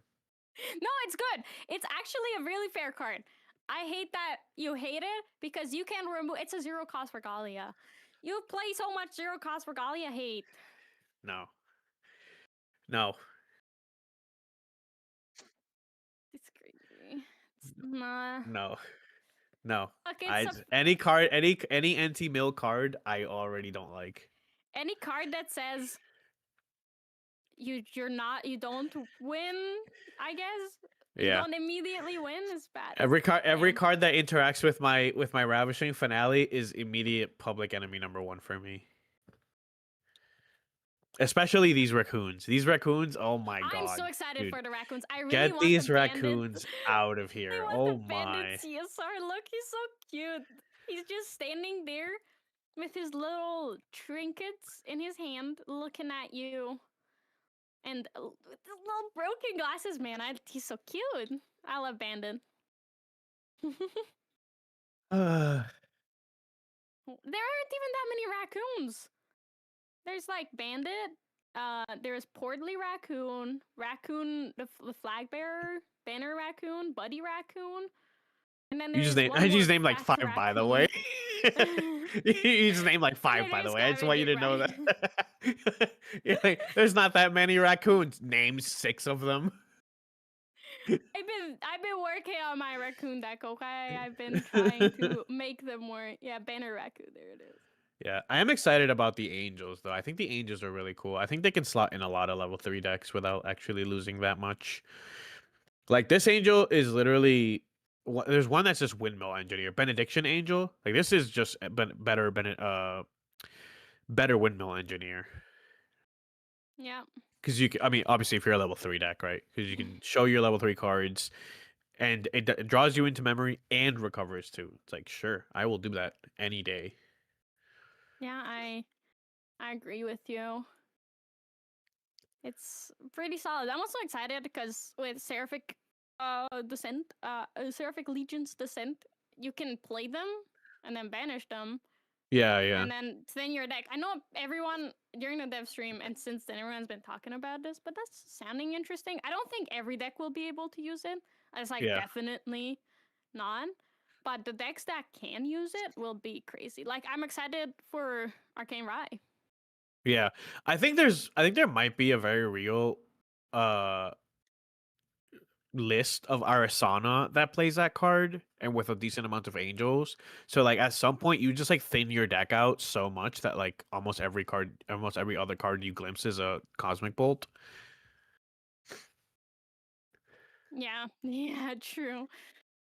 But you're sounding I was like talking about it. Well, yeah, I know you're gonna say you sound like him. It's because I was talking about it with him. Hey man, Yeah. I gotta see. I see the influence. Is Yeah. all I'm saying.